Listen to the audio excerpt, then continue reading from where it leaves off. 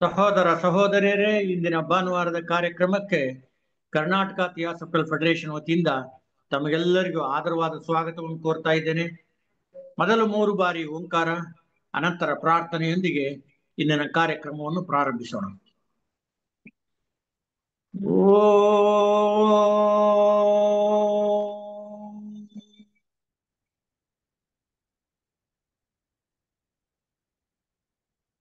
ಓಂ.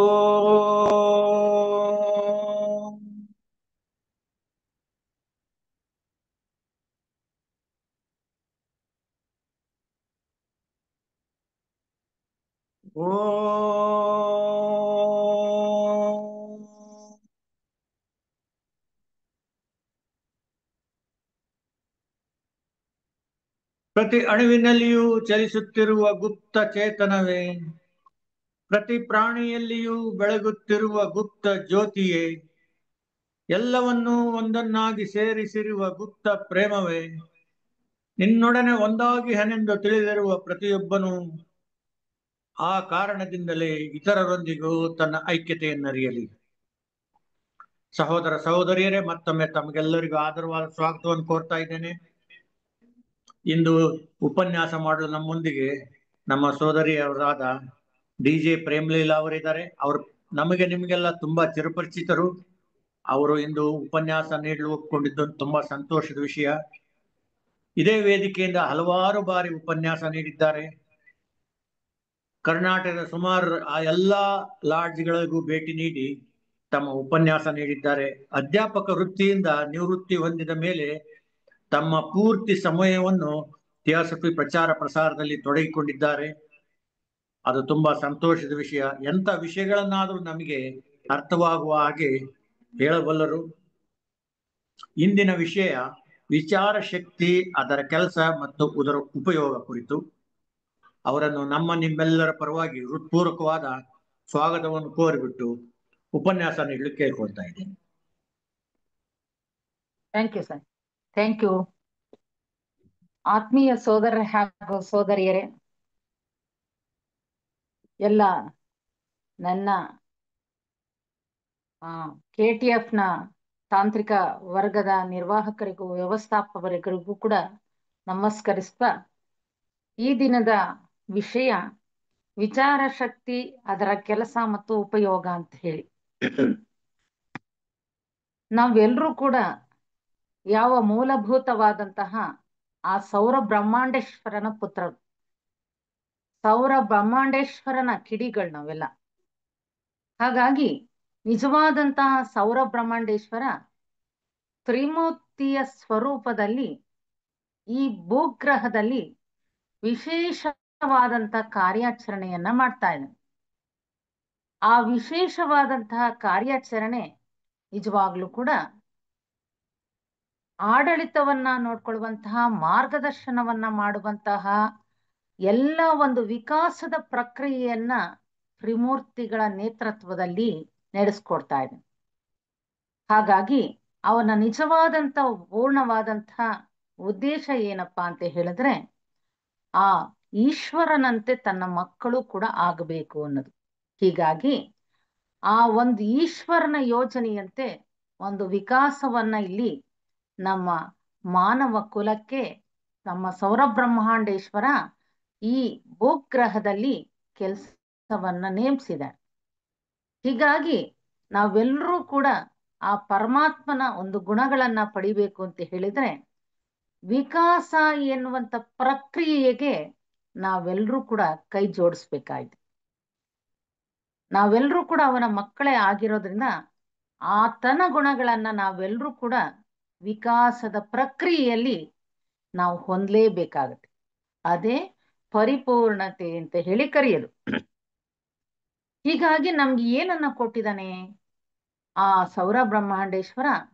ನಮಗೆ ನಿಜವಾದಂತಹ ಮಾನವನ ವಿಕಾಸಕ್ಕಾಗಿ ನಮಗೆ ಶರೀರಗಳನ್ನ ಸಪ್ತಲೋಕದಲ್ಲಿ ಕೊಟ್ಟಿದ್ದಾನೆ. ಸಪ್ತಲೋಕದಲ್ಲೂ ಕೂಡ ನಮ್ಮ ಸಪ್ತ ಶರೀರಗಳ ಮುಖಾಂತರ ನಾವು ಕೆಲಸವನ್ನ ಮಾಡ್ತಾ ಇದ್ವಿ. ಮೂಲತಃ ಆ ಪರಬ್ರಹ್ಮ ಚೈತನ್ಯ ಪುರುಷಾತ್ಮನ ಒಂದು ಅಂಶವಾದಂತಹ ಅನುಪಾದಕ ಲೋಕದಿಂದ ಇಳಿದು ಬಂದಂತವನು ಜೀವಾತ್ಮನಾಗಿ ಕಾರಣ ದೇಹದಲ್ಲಿ ಒಂದು ಹೆಜ್ಜೆಯನ್ನಿಟ್ರೆ ಆ ಜೀವಾತ್ಮನ ಒಂದು ಭಾಗ ಸ್ಥೂಲ ದೇಹದವರೆಗೂ ಕೂಡ ಅವರೋಹಣದಲ್ಲಿ ಇಳಿದಿದೆ. ಈ ಸ್ಥೂಲ ದೇಹ ದೇಹಾತ್ಮ ಅಂತ ಹೇಳಿದ್ರೆ ಕೇವಲ ಭೌತಿಕ ಶರೀರ ಅಲ್ಲ. ಭೌತಿಕ ಶರೀರವಲ್ಲದೆ ನಮ್ಮ ಈ ಸ್ಥೂಲ ದೇಹಾತ್ಮಕ್ಕೆ 3 ಉಪಾಧಿಗಳನ್ನ ಕೆಲಸವನ್ನ ಮಾಡಲಿಕ್ಕೆ, ವಿಕಾಸವನ್ನ ಹೊಂದಲಿಕ್ಕೆ ಕೊಟ್ಟಿದೆ. ಆ ವಿಕಾಸ ಪ್ರಕ್ರಿಯೆಯಲ್ಲಿ ನಾವೆಲ್ಲರೂ ಕೂಡ ನಾವು ಏನು ಸಾಕಷ್ಟು ಅಧ್ಯಯನವನ್ನ ಮಾಡಿದ್ರು ಕೂಡ ನಮ್ಮ ನಿಜವಾದ ಪ್ರಯಾಣ, ನಮ್ಮ ಎಲ್ಲ ವಿಕಾಸಗಳು ಆಗ್ಬೇಕಾದ್ದು ಈ ಸ್ಥೂಲ ದೇಹದ ಒಂದು ಹಂತದಲ್ಲಿ. ಮರ್ತ್ಯಲೋಕವೆಂಬುದು ಕರ್ತಾರನ ಕಮ್ಮಟವಯ್ಯ ಅಂತ ಏನು ಶರಣರು ಹೇಳಿದ್ರೋ, ಹಾಗಾಗಿ ನಾವೆಲ್ಲ ಸಂಪೂರ್ಣವಾದಂತಹ ಯೋಜನೆಗೆ ಅನುಗುಣವಾಗಿ ವಿಕಾಸವನ್ನ ಹೊಂದಲಿಕ್ಕೆ ನಮ್ಗೆ ದೇಹಾತ್ಮನಿಗೆ 3 ಉಪಾಧಿಗಳನ್ನ ಕೊಟ್ಟಿದೆ. ಒಂದು ಸ್ಥೂಲ ದೇಹ, 2 ಕಾಮದೇಹ, 3ನೇದನ್ನ ಮನೋದೇಹ ಅಂತ ಹೇಳಿ. ಈ 3 ಕೂಡ ನಮ್ಗೆಲ್ರಿಗೂ ಕೂಡ ಚಿರಪರಿಚಯ. ಆದ್ರೆ ಅತಿ ಮುಖ್ಯವಾಗಿ 3 ದೇಹದ ಮುಖಾಂತರ ನಾವು ಜನ್ಮ ಜನ್ಮಾಂತರಗಳ ಒಂದು ವಿಕಾಸವನ್ನ ನಮ್ಮ ಕೈಗೆ ಇಟ್ಟಿದ. ಹೀಗಾಗಿ ನಾವು ಈ 3 ಶರೀರಗಳಲ್ಲಿ ಹೇಗೆ ಕೆಲಸ ಮಾಡಿ ಪಾಸ್ ಆಗ್ತೀವಿ ಅನ್ನೋದು ಬಹಳ ಮುಖ್ಯ. ನಾವು ಎಂತಹ ಒಂದು ಈ ಸ್ಥೂಲ ದೇಹದ ಮುಖಾಂತರ ಎಂತಹ ರೀತಿಯ ಆರೋಗ್ಯಕರವಾದಂತಹ ಶರೀರವನ್ನ ಇಟ್ಕೊಳ್ತೀವಿ, ಹಾಗೆ ನಮ್ಮ ಕಾಮದೇಹದ ಮುಖಾಂತರ ಎಂತಹ ಆಶಾಭಾವನೆಗಳನ್ನ, ಭಾವನಾತ್ಮಕವಾದ ಸಂವೇದನೆಗಳನ್ನ ನಾವು ಹೊಂದಬೇಕಾಗುತ್ತೆ. ಅಂತೆಯೇ ಅತಿ ಮುಖ್ಯವಾಗಿ ಇವತ್ತು ಮನಸ್ಪ್ರಧಾನವಾಗಿರುವಂತಹ ಮನಃಶಕ್ತಿಯನ್ನು ಎಷ್ಟು ಸದುಪಯೋಗ ಮಾಡ್ಕೊಳ್ಬೇಕಾಗುತ್ತೆ ಅನ್ನೋದು ಬಹಳ ಮುಖ್ಯ ಆಗುತ್ತೆ. ಆ ಹಿನ್ನೆಲೆಯಲ್ಲೇ ವಿಚಾರ ಶಕ್ತಿ ಅಂತ ಹೇಳಿ ನಾನು ತೆಗೆದುಕೊಂಡ್ರು.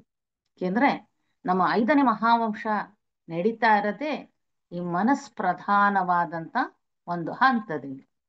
ಬಹುತೇಕ ಮನಸ್ಸಿನ ಮುಖಾಂತರ ಈ ಭೂಗ್ರಹದ ಕೆಲಸ ಇವತ್ತು ನಡೀತಾ ಇದೆ. ಮನಸ್ಸು ಒಳ್ಳೆಯದ್ರ ಮುಖಾಂತರವೂ ಕೂಡ ನಮ್ಮ ವಿಕಾಸವನ್ನ, ನಿಜವಾದ ಸದ್ಗುಣಗಳ ಒಂದು ಸ್ವೀಕರಿಸುವುದರ ಮುಖಾಂತರ, ರಚನೆಯನ್ನ ಮಾಡುವುದರ ಮುಖಾಂತರ, ಸಕಾರಾತ್ಮಕ ಸಂಕಲ್ಪಗಳನ್ನ ರೂಪಿಸುವುದರ ಮುಖಾಂತರ ನಮ್ಮ ವಿಕಾಸವನ್ನ ಹೇಗೆ ವೇಗಯುತವನ್ನಾಗಿ ಮಾಡ್ಕೊಳ್ಳುವುದು. ನಮ್ಗೆಲ್ರಿಗೂ ಇದು ಚೆನ್ನಾಗಿ ಪರಿಚಿತವಾಗಿ, ಯಾಕೆಂದ್ರೆ ಮನಸ್ಸಿನಿಂದ ಮಾಡೋದು ಇಷ್ಟು ವೇಗಯುತವಾಗಿ ಸ್ಪಂದಗಳು ಯಾವ ಹಂತದವರೆಗೂ ಹೋಗುತ್ತೆ ಅನ್ನೋದನ್ನ ವೈಜ್ಞಾನಿಕವಾಗಿ ಕೂಡ ಕೊಟ್ಟಿದ್ದಾರೆ, ಚಿತ್ರಣವನ್ನ ನೀಡಿದ್ದಾರೆ.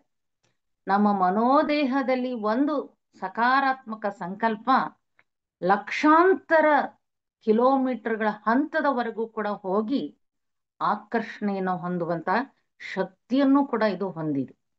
ಹಾಗಾಗಿ ನಾವು ಎಂತಹ ಗುಣಗಳನ್ನ, ವಿಚಾರಗಳನ್ನ ನಮ್ಮ ಮನಸ್ಸಿಗೆ ನಾವು ಕೊಡಬೇಕು. ಹಾಗಾದ್ರೆ ಈ ವಿಚಾರ ಅಂದ್ರೆ ಏನು, ಯಾವುದು ಮಾಡೋದು? ವಿಚಾರ ಅಂತ ಹೇಳಿದ್ರೆ ನಮ್ಮ ಯೋಚನಾ ಲಹರಿ.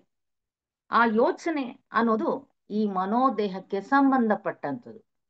ಸ್ಥೂಲ, ಕಾಮ, ಮನೋದೇಹ ಏನಿದೆ, ಸಂವೇದನೆಗಳನ್ನ, ಆಲೋಚನೆಗಳನ್ನ ಹೊಂದಿರುವಂತ ಒಂದು ಉಪಕರಣ. ನಮ್ಮ ಆ ಮನೋದೇಹದಲ್ಲಿ ಸ್ಪಂದಗಳು ಏನು ಉಂಟಾಗುತ್ತೆ, ಒಂದು ಎಲ್ಲಿಗಾದ್ರೂ ನಾವು ಒಂದು ಉದಾಹರಣೆಯಾಗಿ ಹೊರಡಬೇಕು ಅಂತ ಹೇಳಿದ್ರೆ ಪ್ರಾರಂಭಕ್ಕೆ ನಮ್ಗೆ ಪ್ರಾರಂಭವಾಗುವ ಸ್ಪಂದನ ಎಲ್ಲಿ ಅಂತ ಹೇಳಿದ್ರೆ, ಸಿದ್ಧಪಡಿಸುವ ಪ್ರಕ್ರಿಯೆ ಪ್ರಾರಂಭ ಆಗದೆ ಯೋಚನೆಗಳ ಮುಖಾಂತರ. ನಾನು ಎಲ್ಲಿಗಾದ್ರೂ ಒಂದು ಪಾರ್ಟಿಗೆ ಹೋಗ್ಬೇಕು ಅಂದ್ರೆ ನನ್ನ ನಿಜವಾದ ಯೋಚನೆ ಪ್ರಾರಂಭವಾಗದೆ ಈ ಮನೋದೇಹದಲ್ಲಿ. ಆ ಒಂದು ಆಲೋಚನೆ ವ್ಯಕ್ತಪಡಿಸ್ಲಿಕ್ಕೆ ನಮ್ಮ ಈ ಸಾಧನ ಇದೆ. ಯಾವಾಗ ಆ ಮನೋದೇಹದಿಂದ ಹೊರಟಂತಹ ಆ ಯೋಚನೆ ಭಾವನಾತ್ಮಕ ದೇಹದ ಮುಖಾಂತರ ಸ್ಥೂಲ ದೇಹದ ಮೂಲಕ ಕ್ರಿಯೆಯನ್ನ ಮಾಡಿಸುತ್ತೆ. ಹೌದು ತಾನೆ? ಹೌದು. ನಾನು ಆ ಪಾರ್ಟಿಗೆ ಹೋಗ್ಬೇಕಂದ್ರೆ ಸಿದ್ಧತೆಯನ್ನ ಮಾಡ್ಕೊಳ್ತೀನಿ. ಹೇಗೆ ನಾ ಸಿದ್ಧನಾಗ್ಬೇಕು ಅಂತ ಹೇಳಿ ಅದಕ್ಕೆ ಪೂರಕವಾದಂತ ಎಲ್ಲವನ್ನೂ ಸಿದ್ಧ ಮಾಡಿಕೊಂಡು ನಾವು ಯಾವುದರ ಮುಖಾಂತರ ಹೊರಡಬೇಕು ಅಂತ ಹೇಳಿ ನನ್ನ ಸ್ಥೂಲ ದೇಹದ ಮುಖಾಂತರ ಅಲ್ಲಿ ಹೋಗಿ ಹೊರಡ್ತೀನಿ. ಹೀಗಾಗಿ ನಾವೆಲ್ಲರೂ ಕೂಡ ಯಾವುದೇ ಒಂದು ಮನುಷ್ಯನಾಗಿ ಹುಟ್ಟಿದ ಮೇಲೆ ಆತ ಚಿಕ್ಕವನಿರ್ಬೋದು, ದೊಡ್ಡವನಿರ್ಬೋದು, ಎಲ್ಲ ಶ್ರೀಮಂತ ಇರ್ಬೋದು, ಬಡವನಿರ್ಬೋದು, ಪ್ರತಿಯೊಬ್ಬನಿಗೂ ಕೂಡ ಈ ವಿಚಾರ ಶಕ್ತಿ ಅನ್ನೋದು ಅತಿ ಮುಖ್ಯವಾಗಿರುತ್ತೆ. ಆ ವಿವೇಚನಾ ಶಕ್ತಿಯ ಮುಖಾಂತರ ವಿಚಾರವನ್ನ ನಾವು ಇವತ್ತು ಮಾಡ್ಬೇಕಾಗತ್ತೆ. ವಿವೇಚನಾಯುತವಾದಂತಹ ರೀತಿಯ ನಾವು ಶಕ್ತಿಯನ್ನ ಬಳಸಿದಾಗ ಮಾತ್ರ ನಮ್ಮ ವಿಕಾಸವನ್ನ ನಾವು ವೇಗಯುತವನ್ನಾಗಿ ಮಾಡ್ಬೋದು. ಅವಿವೇಚನಾಯುತವಾದಂತಹದ್ದು ಕೂಡ ಇವತ್ತು ವಿಚಾರಗಳು ನಡೀತಾ ಇದೆ. ಅವಿವೇಚನೆಯಿಂದ ಬಿಟ್ಟಂತಹ ನಮ್ಮ ಸ್ಪಂದಗಳು ಎಷ್ಟು ನೆಗೆಟಿವ್ ಆಗಿ ಅದು ಪ್ರಸಾರವನ್ನ ಮಾಡ್ತದೆ. ಆ ನೇತಾತ್ಮಕವಾದಂತಹ ಆ ಸ್ಪಂದಗಳು ಇಡೀ ಪರಿಸರವನ್ನ ಇವತ್ತು ಬಹಳ ದುಸ್ಥಿತಿಗೆ ತರ್ತದೆ. ಹೀಗಾಗಿ ಈ ವಿಚಾರ ಶಕ್ತಿ, ಆ ಎಂತಹ ವಿಚಾರಗಳನ್ನ ನಾವು ರೂಪಿಸ್ಕೊಳ್ಬೇಕು ಅನ್ನೋದು ನಮ್ಮ ಪ್ರತಿಯೊಬ್ಬರ ಜವಾಬ್ದಾರಿ. ಎಂತಹ ಉತ್ತಮವಾದಂತಹ ಸ್ಪಂದಗಳನ್ನ ನಾವು ಈ ಪ್ರಪಂಚಕ್ಕೆ ಕಳಿಸ್ಬೇಕಾಗಿದೆ. ಈ ಇಡೀ ಪ್ರಪಂಚವೇ ನಾನು, ಈಶ್ವರ ಚೈತನ್ಯದ ಎಲ್ಲ ಬಹುತೇಕ ಪ್ರಜ್ಞೆಯ ವಿಕಾಸ ಇಲ್ಲಿ ಆಗ್ತಾ ಇದೆ.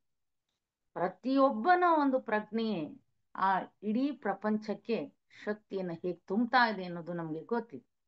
ಹೀಗಾಗಿ ನಾವು ಈ ಮಹತ್ತರವಾದಂತಹ ನಮ್ಮ ಆಲೋಚನಾ ಶಕ್ತಿ ಅಥವಾ ಆಲೋಚಿಸುವ ಶಕ್ತಿಗಳನ್ನ ಪರಿಯನ್ನ ನಮಗೆ ತಿಳುವಳಿಕೆಯಿಂದ ಮಾಡಿದಂತಹ ಸಂದರ್ಭದಲ್ಲಿ ಹೇಗೆ ನಮ್ಮ ಈ ನಾವು ವಾಸಿಸ್ತಾ ಇರುವಂತ ಪರಿಸರವನ್ನಾಗಿರ್ಬೋದು, ಇಡೀ ಪ್ರಪಂಚವನ್ನಾಗ್ಲಿ ಉತ್ತಮವಾದಂತ ಸ್ಥಿತಿಗೆ ತರಲಿಕ್ಕೆ ಸಾಧ್ಯತೆ ಇದೆ ಅನ್ನೋದನ್ನ ಈ ಒಂದು ಅಧ್ಯಯನದಲ್ಲಿ ನೋಡ್ಬೋದು.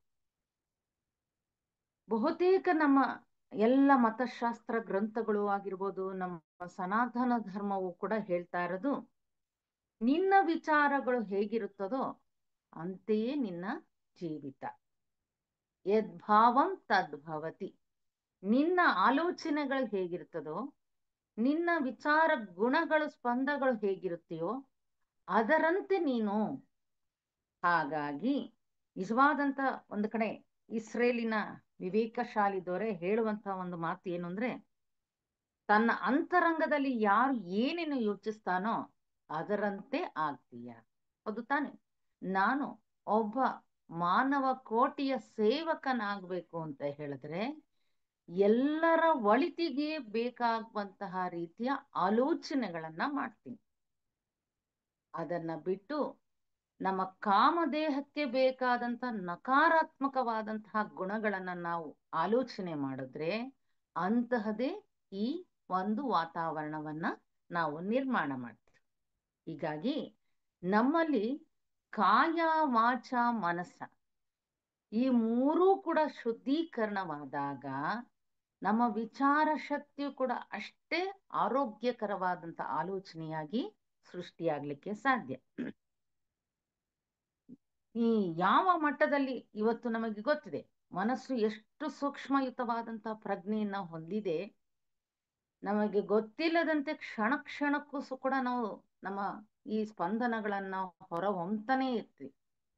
ಏನು ಕೆಳಗಿನ ಮನಸ್ಸಾಗಿರ್ಬೋದು, ಉನ್ನತವಾದ ಮನಸ್ಸು, ಎರಡೂ ಲೋಕಗಳಿಂದನೂ ಕೂಡ ನಾವು ಪ್ರತಿ ಕ್ಷಣವೂ ಕೂಡ ಏನ್ ಮಾಡ್ತಾ ಇರ್ತೀವಿ, ಆಲೋಚನೆಗಳನ್ನ ಬಿಡುಗಡೆ ಮಾಡ್ತಾ ಇರ್ತೀವಿ. ಬಹುತೇಕವಾಗಿ ನಾವು ನಮ್ಮ ಆಲೋಚನೆಗಳೆಲ್ಲ 170% ಭಾಗ ರೂಪಲೋಕದ ವಿಚಾರಗಳೇ ಹೆಚ್ಚು. ಅಂದ್ರೆ ಕೆಳಗಿನ ಮನಸ್ಸಿನ ಮಟ್ಟದಲ್ಲೇ ನಾವು ಸ್ವಾರ್ಥಯುತವಾದಂತಹ ರೀತಿಯಲ್ಲಿ ಜೀವಿತಕ್ಕೆ ಅನುಗುಣವಾದಂತಹ ಸ್ವಾರ್ಥ ಪ್ರೇರಿತವಾದಂತಹ ಆಲೋಚನೆಗಳನ್ನ ನಾವು ಮಾಡ್ತಾ ಇದ್ದೀವಿ. ಹೀಗಾಗಿ ನಾವು ಈ ರೀತಿ ಸ್ವಾರ್ಥಯುತವಾದಂತಹ ರೀತಿಯಲ್ಲಿ ನಾವು ಈ ಆಲೋಚನೆಗಳಿಗೆ ಒತ್ತು ಕೊಡೋದು ಮುಖ್ಯವೋ, ಇದೇ ವಿವೇಚನೆ. ನಮಗೆ ಕೇವಲ ಈ ಒಂದೇ ಉಪಾಧಿಯ ನಮಗೆ ಇಲ್ಲ, ನಮ್ಮ ಬಳಿ ಅತ್ಯುನ್ನತವಾದ ಮತ್ತೊಂದು ಉಪಾಧಿಯೂ ಕೂಡ ಇದೆ. ಅದೇ ನಮ್ಮ ಕಾರಣ ದೇಹ, ಅಂತೆಯೇ ಅರೂಪ ಲೋಕದ ಪ್ರಜ್ಞೆ. ನಾವು ಜನ್ಮ ಜನ್ಮಾಂತರಗಳಿಗೆ ಬೇಕಾದಂತಹ ರೀತಿಯ ಆ ಒಂದು ಗುಣಗಳನ್ನ ಸಂಪಾದನೆ ಮಾಡ್ಲಿಕ್ಕೆ ನಾವು ಏನ್ ಮಾಡ್ಬೇಕು, ಇಲ್ಲಿ ಶುದ್ಧವಾದಂತಹ ರೀತಿಯ ಸಕಾರಾತ್ಮಕವಾದ ಸದ್ಗುಣಗಳ ಕಡೆಗೆ ಗಮನವನ್ನ ಹರಿಸ್ಬೇಕಾಗ್ತದೆ. ಕೇವಲ ನಾವು ಏನ್ ಮೆಜಾರಿಟಿ ಇವತ್ತು ಬರೀ ರೂಪಲೋಕದ ಸ್ವಾರ್ಥಯುತವಾದ ಆಲೋಚನೆಗಳನ್ನ ಮಾಡುವುದನ್ನ, ಆ ವಿಚಾರ ಶಕ್ತಿಯನ್ನ ಇವತ್ತು ಅತ್ಯುನ್ನತ ಆಲೋಚನೆಗಳ ಕಡೆಗೆ ಪರಿವರ್ತನೆ ಮಾಡ್ಕೊಳ್ಬೇಕಾಗುತ್ತೆ. ಏಕೆಂದ್ರೆ ನಾವು ಇಡೀ ಒಂದು ಈ ಬ್ರಹ್ಮಾಂಡವನ್ನ ಪರಿಶುದ್ಧ ಮಾಡ್ಕೊಳ್ಬೇಕಾದ್ರೆ ನೀನು ಮೊದಲು ಶುದ್ಧನಾಗ್ಬೇಕು. ಆ ನಮ್ಮ ಒಬ್ಬೊಬ್ಬರ ಒಂದು ಆಲೋಚನೆಗಳು ಕೂಡ ಉತ್ತಮವಾದಂತಹ ರೀತಿಯ ಗುಣ ಸ್ವಭಾವವನ್ನ ಹೊಂದಿದ್ದೆ ಆದ್ರೆ ನಮ್ಮ ಭವಿಷ್ಯವನ್ನ ನಾವೇ ನಿರ್ಮಾಣ ಮಾಡ್ಕೊಳ್ಳಕ್ಕೆ ಸಾಧ್ಯ ಇದೆ. ಈ ವಿಚಾರದಿಂದ ಏನ್ ಪರಿಣಾಮ ಆಗುತ್ತೆ? ಈ ವಿಚಾರಗಳು ಏನಪ್ಪಾ ನನ್ನ ವೈಯಕ್ತಿಕವಾದ, ನಾನು ಯಾವ್ದು ರೀತಿಯಲ್ಲಿ ಬೇಕಾದ್ರೂ ಮಾಡಬಹುದು ಅನ್ನೋದು ಅಲ್ಲ. ಇದು ಸಾಕಷ್ಟು ರೀತಿಯಲ್ಲಿ ಮೊದಲು ವೈಯಕ್ತಿಕವಾದಂತಹ ರೀತಿಯ ಮೇಲೆ ಮೊದಲು ಆ ನಮ್ಮ ಒಂದು ವಿಚಾರ ಶಕ್ತಿ ಅಥವಾ ಆಲೋಚನಾ ಶಕ್ತಿ ಮೊದಲು ಪ್ರತ್ಯಕ್ಷವಾಗಿ ನೇರವಾಗಿ ನಮ್ಮ ಮೇಲೆ ಪರಿಣಾಮವನ್ನ ಬೀರುತ್ತೆ. ಹೇಗೆ ಆ ವಿಚಾರ ಶಕ್ತಿ ಅದು ಉತ್ತಮವಾದಂತಹ ರೀತಿಯ ನಾವು ಪ್ರೇಮದ ಸ್ವಭಾವವನ್ನು ಅಥವಾ ತ್ಯಾಗದ ಸ್ವಭಾವವನ್ನು ಅಥವಾ ಮತ್ತೊಬ್ಬರಲ್ಲಿ ಒಂದು ಸಾಮರಸ್ಯತೆಯಿಂದ ಜೀವಿಸುವ ಒಂದು ಸಂಕಲ್ಪವನ್ನು ಮಾಡಿದ್ದೆ ಆದ್ರೆ ಬಹುತೇಕ ಅಂತಹದೇ ಸ್ಪಂದಗಳು ನಮ್ಮಲ್ಲಿ ಪ್ರಕೃತಿಯ ಸ್ವಭಾವ ಸೃಷ್ಟಿಯಾಗುತ್ತೆ. ಆಗ ನಿನ್ನ ಬಳಿಗೆ ಬರುವವರೆಲ್ಲರೂ ಕೂಡ ಅಂತಹದ ರೀತಿಯಲ್ಲೇ ನಿನಗೆ ನಿಜವಾದ ಸಹಾಯಕರಾಗಿ ನಿನ್ನ ಜೊತೆ ನಿಂತ್ಕೊಳ್ಳಕ್ಕೆ ಸಾಧ್ಯವಾಗುತ್ತೆ. ಹೀಗಾಗಿ ಮೊದಲು ನೀನು ನೇರವಾಗಿ ಆ ಹಂತದಲ್ಲಿಯೇ ಈಗ ನಮ್ಮಲ್ಲಿ ಕೋಪ ಸ್ವಭಾವವನ್ನು, ದ್ವೇಷದ ಸ್ವಭಾವವನ್ನು, ಅಸೂಯ ಸ್ವಭಾವದ ಆಲೋಚನೆಗಳನ್ನ ನಾವು ಮಾಡಿದ್ದೆ ಆದ್ರೆ ನಮ್ಮ ಹತ್ರ ಯಾರಾದ್ರೂ ಬರ್ತಾರ? ಇಲ್ಲ, ಖಂಡಿತ ಸಾಧ್ಯ ಇಲ್ಲ.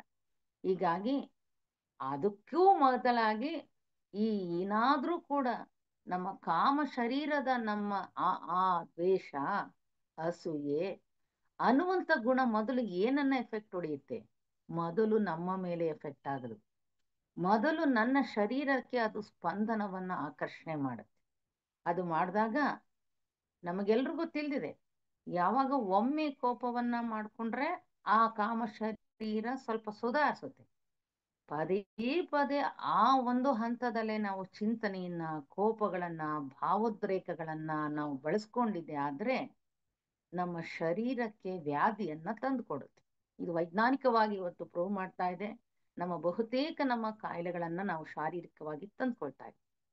ಹೀಗಾಗಿ ಮೊದಲು ನಮ್ಮ ಮೇಲೆ ನೇರವಾಗಿ ಪರಿಣಾಮವನ್ನ ಬೀರೋದು ನಮ್ಮ ಆಲೋಚನೆಗಳ ಪರಿಣಾಮ ಬೀರುತ್ತದೆ. ಆ ಹಿನ್ನೆಲೆಯಲ್ಲಿ ನಾವು ಎಂತಹ ಗುಣಗಳನ್ನ ನಾವು ಪದೇ ಪದೇ ನೋಡಿ ಬಹುತೇಕ ನಮ್ಮ ಭಾವನಾತ್ಮಕವಾದಂತಹ ಲೋಕದಲ್ಲೇ ನಾವು ಜೀವಿತವನ್ನ ಮಾಡ್ತಾ ಇರ್ತೀವಿ. ಆಸೆಗಳು, ದುರಾಸೆಗಳು, ಸ್ವಾರ್ಥಯುತವಾದ ಆಲೋಚನೆಗಳು, ಈ ಹಿನ್ನೆಲೆಯಲ್ಲೇ ನಮ್ಮ ಕಾಮದೇಹ ಬಹುತೇಕ ಕೆಲಸ ಮಾಡ್ತಾ ಇರೋದ್ರಿಂದ ಸುಲಭವಾಗಿ ನಮ್ಮ ಅಂತಹ ವಿಚಾರಗಳೇ ನಮ್ಮಲ್ಲಿ ಕೆಲಸ ಮಾಡ್ತಾರೆ. ಆ ಸುಲಭವಾಗಿ ಆ ವಿಚಾರಗಳೇ ನಮ್ಮ ಮೇಲೆ ಕೆಲಸ ಮಾಡೋದ್ರಿಂದ ಪದೇ ಪದೇ ಆ ಗುಣಗಳನ್ನೇ ನಾವು ಚಿಂತನೆ ಮಾಡ್ತಾ ಇದ್ರೆ ನಾವಾಗಿ ನಮ್ಮ ಶರೀರವನ್ನ, ಕಾಮ ಶರೀರವನ್ನ ಅಸ್ತವ್ಯಸ್ತಗೊಳಿಸ್ತೀವಿ. ಹೌದು ತಾನೆ? ಅವ್ಯವಸ್ಥಿತಕ್ಕೆ ನಾವೇ ಕಾರಣವಾಗ್ತೀವಿ. ಯಾವಾಗ ಪದೇ ಪದೇ ನಾವು ಇಂತಹ ಆ ನಕಾರಾತ್ಮಕವಾದಂತ ದ್ವೇಷದ ಪರಿಣಾಮ ಈ ಕಾಮ ಶರೀರದ ಮೇಲೆ ಉಂಟಾಗುತ್ತದೋ ದೇಹ ಸುಲಭವಾಗಿ ಏನಾಗ್ತದೆ, ಕುಂದುತ್ತಾ ಹೋಗುತ್ತೆ, ಶಕ್ತಿಯನ್ನ ಕಳ್ಕೊಳ್ತಾ ಹೋಗುತ್ತೆ. ಹಾಗಾಗಿ ನಿನಗೆ ವಿವೇಚನೆ ಕೊಡುವಂತಹ ಆ ವಿಚಾರ ಇದು ಸೂಕ್ತವಾ ಅನ್ನುವುದನ್ನ ಆಲೋಚನೆ ಮಾಡುವುದರ ಮುಖಾಂತರ ನಮ್ಮ ಈ ಒಂದು ಆಲೋಚನಾ ಪರಿಯನ್ನ ನಾವು ಅರ್ಥ ಮಾಡ್ಕೊಳ್ಬೇಕು. ಆ ಆಲೋಚನೆಯ ಪರಿ ವಿವೇಚನಾಯುತವಾಗಿದ್ರೆ ಹೇಗೆ ನನ್ನ ಉತ್ತಮ ಮಟ್ಟದ ಕಾರಣ ದೇಹಕ್ಕೆ ಸ್ಪಂದಗಳನ್ನ ರೂಪ ಮಾಡ್ಲಿಕ್ಕಾಗತ್ತೆ? ಈ ಹಿನ್ನೆಲೆಯಲ್ಲಿ ಮೊದಲನೇದಾಗಿ ನನ್ನ ಕಾಮದೇಹದ ಮೇಲೆ ನೇರವಾಗಿ ನನ್ನ ಮೇಲೆ ಪರಿಣಾಮ ಬೀರುತ್ತೆ. ನಮಗೆಲ್ರಿಗೂ ಪರಿಚಯ ಇದೆ, ಪದೇ ಪದೇ ನಾವು ಕೋಪ ಮಾಡ್ಕೊಳ್ಳೋದ್ರಿಂದ 48 hours ಅಲ್ಲಿ ನಮ್ಗೆ ಒಂದು ರಹದಾರಿನೇ ಪ್ರಾರಂಭ ಆಗ್ಬಿಡುತ್ತೆ ಅಂತ ಹೇಳಿ. ಆ ಪುನಃ ನಾವು ಕೋಪಗಳನ್ನ ಮಾಡ್ಕೊಳ್ಳೋದ್ರ ಮುಖಾಂತರ ಏನಾಗುತ್ತೆ, ಈ ಒಂದು ಆ ಕೋಪದ ಸ್ಪಂದನಗಳ ಶಕ್ತಿ ತಡೆಯಲಾರದೆ ನಾವು ಏನಾಗ್ತೀವಿ, ಮತ್ತಷ್ಟು ಕ್ಲಿಷ್ಟ ಸ್ಥಿತಿಗೆ ಹೋಗ್ಬೇಕಾಗ್ತದೆ. ಇದರಿಂದ ಏನಾಗುತ್ತೆ, ನಮ್ಮ ಅಕ್ಕಪಕ್ಕದವರು ಕೂಡ ನಮ್ಮಿಂದ ದೂರ ಸರಿಯಲಿಕ್ಕೆ ಕಾರಣವಾಗ್ತಾರೆ. ಬಹಳ ಕಷ್ಟಪ್ಪ, ಇವನೊಬ್ಬ ಪರಶುರಾಮನಪ್ಪ, ಕೋಪಿಷ್ಟನಪ್ಪ ಅಂತ ಹೇಳಿ ನಮ್ಮಿಂದ ಏನ್ ಮಾಡ್ತೀವಿ, ನಮ್ಮ ಸಾಮರಸ್ಯದ ಕೊರತೆಯು ಕೂಡ ನಮ್ಮಲ್ಲಿ ದೌರ್ಬಲ್ಯ ಆಗುತ್ತೆ. ಹೌದು ತಾನೆ? ಹಾಗಾಗಿ ನಮ್ಮ ನಿಜವಾದ ಸಕಾರಾತ್ಮಕವಾದಂತಹ ರೀತಿಯಲ್ಲಿ ನಮ್ಮ ವಿಚಾರ ಶೈಲಿ ಪ್ರಾರಂಭವಾದರೆ ನಮ್ಮ ರಾಗಭಾವಗಳನ್ನು ನಿಯಂತ್ರಣದಲ್ಲಿ ಇಟ್ಕೊಳ್ಬಹುದು. ಅಂತೆಯೇ ಸದಾ ಸಕಾರಾತ್ಮಕವಾದಂಥ ಯೋಚನಾ ಲಹರಿ ಅತ್ಯುನ್ನತವಾದಂತಹ ರೀತಿಯ ಕಾರಣ ದೇಹಕ್ಕೆ ಆಹಾರವನ್ನು ಕೂಡ ನಾವು ಮುಂದಿನ ಒಂದು ಜೀವಿತಕ್ಕೆ ಸಂಗ್ರಹಿಸಲಿಕ್ಕೆ ಸಾಧ್ಯ ಆಗ್ತದೆ. ಒಬ್ಬ ವ್ಯಕ್ತಿ ಪದೇ ಪದೇ ನಾವು ಒಂದೇ ವಿಚಾರವನ್ನ ಚಿಂತನೆ ಮಾಡ್ತಾ ಇರೋದ್ರಿಂದ ಅದು ಅಭ್ಯಾಸ ಆಗ್ಬಿಡ್ತದೆ. ಈ ಯಾವುದೇ ರೀತಿಯಲ್ಲಿ ಇವಾಗ ಒಂದು ಪ್ರಾರ್ಥನೆ ನಾವು ಒಂದು ದಿನನಿತ್ಯ ನಾವು ಧರ್ಮದಲ್ಲಿ ಇರುವಂತೆ 4:15ಗೋ 5 ಗಂಟೆಗೋ ನಾವು ಎದ್ದು ನಮ್ಮ ಜೀವಿತನ ಉತ್ತಮವಾದಂತಹ ರೀತಿಯಲ್ಲಿ ಪ್ರಾರ್ಥನೆ ಧ್ಯಾನದ ಮುಖಾಂತರ ಪ್ರಾರಂಭ ಮಾಡೋಣ ಅಂತ ಹೇಳಿ ನಾವು ಒಂದು ದಿವಸ ನಮ್ಮ ಮನೋದೇಹಕ್ಕೆ ಆ ವಿಚಾರ ಶಕ್ತಿಯನ್ನ ಕೊಟ್ಟಿದ್ದೆ ಆದ್ರೆ ಪುನಃ ಪುನಃ ಅದನ್ನ ನಾವು ಕೊಟ್ಟಿದ್ದೆ ಆದ್ರೆ ಅದು ಅಭ್ಯಾಸವಾಗ್ಬಿಡುತ್ತೆ. ಕರೆಕ್ಟಾಗಿ ನಮ್ಗೆ ಅಲಾರಾಮ್ ರೀತಿಯಲ್ಲಿ ನಮ್ಮನ್ನ ಅಲ್ಲಿ ಎಚ್ಚರಗೊಳಿಸುತ್ತೆ.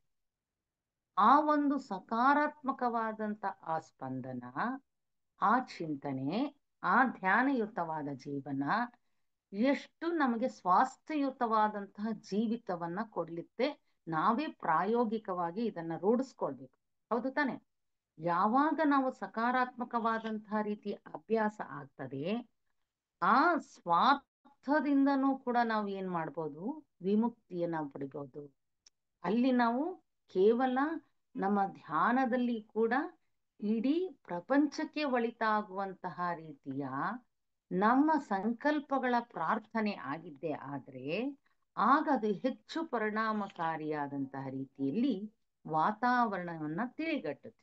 ಇದು ಅಭ್ಯಾಸ ಆಗ್ಬಿಡ್ತದೆ. ಆ ಅಭ್ಯಾಸವ ಆಗೋದ್ರಿಂದ ನಾವು ಸ್ವಾರ್ಥಯುತವಾದಂತಹ ರೀತಿಯ ಆಲೋಚನೆಗಳಿಂದ ಅತ್ಯುನ್ನತವಾದ ಉತ್ಕೃಷ್ಟವಾದಂತಹ ರೀತಿಯ ಚಿಂತನೆಗಳ ಕಡೆಗೆ ಸಾಗಲಿಕ್ಕೆ ಸಾಧ್ಯ. ಇದು ಅತ್ಯುತ್ತಮವಾದಂಥ ನಮ್ಮ ದಿನನಿತ್ಯದ ಮುಖಾಂತರ ಹೇಗೆ ಆಲೋಚನೆಗಳನ್ನ ಹೊಂದ್ಬೋದು ಅನ್ನೋದನ್ನ ತಿಳ್ಕೊಳ್ಬೋದು. ನಾವು ವಿಚಾರ ಇವನ್ನೆಲ್ಲವನ್ನೂ ಕೂಡ ನಮ್ಮ ವಾಂಗ್ಮಯದ ಮುಖಾಂತರ, ಮಹಾತ್ಮರ ಒಂದು ದಿವ್ಯ ದೃಷ್ಟಿಯ ಮುಖಾಂತರ ನಮ್ಮ ಮನೋದೇಹದ ಮೇಲೆ ಎಷ್ಟು ಪರಿಣಾಮವನ್ನ ಬೀರ್ತದೆ, ಎಷ್ಟು ಕ್ಲಿಷ್ಟವಾದಂತಹ ರೀತಿಯಲ್ಲಿ ನಮ್ಮ ಸಂಕಲ್ಪಗಳು ಕೆಲಸ ಮಾಡ್ತವೆ ಅನ್ನೋದನ್ನ ನಾವು ನೋಡಿದ್ವಿ. ಸಂಕಲ್ಪಗಳ ಪ್ರಾರ್ಥನೆಯ ಮುಖಾಂತರ ಇವತ್ತು ಸಾಮೂಹಿಕವಾದಂತಹ ಸಂಕಲ್ಪಗಳ ಮುಖಾಂತರ ಬಹುತೇಕವಾಗಿ ಎಷ್ಟೋ ವಾತಾವರಣವನ್ನ ತಿಳಿ ಮಾಡ್ಲಿಕ್ಕೆ ಸಾಧ್ಯತೆ ಇದೆ.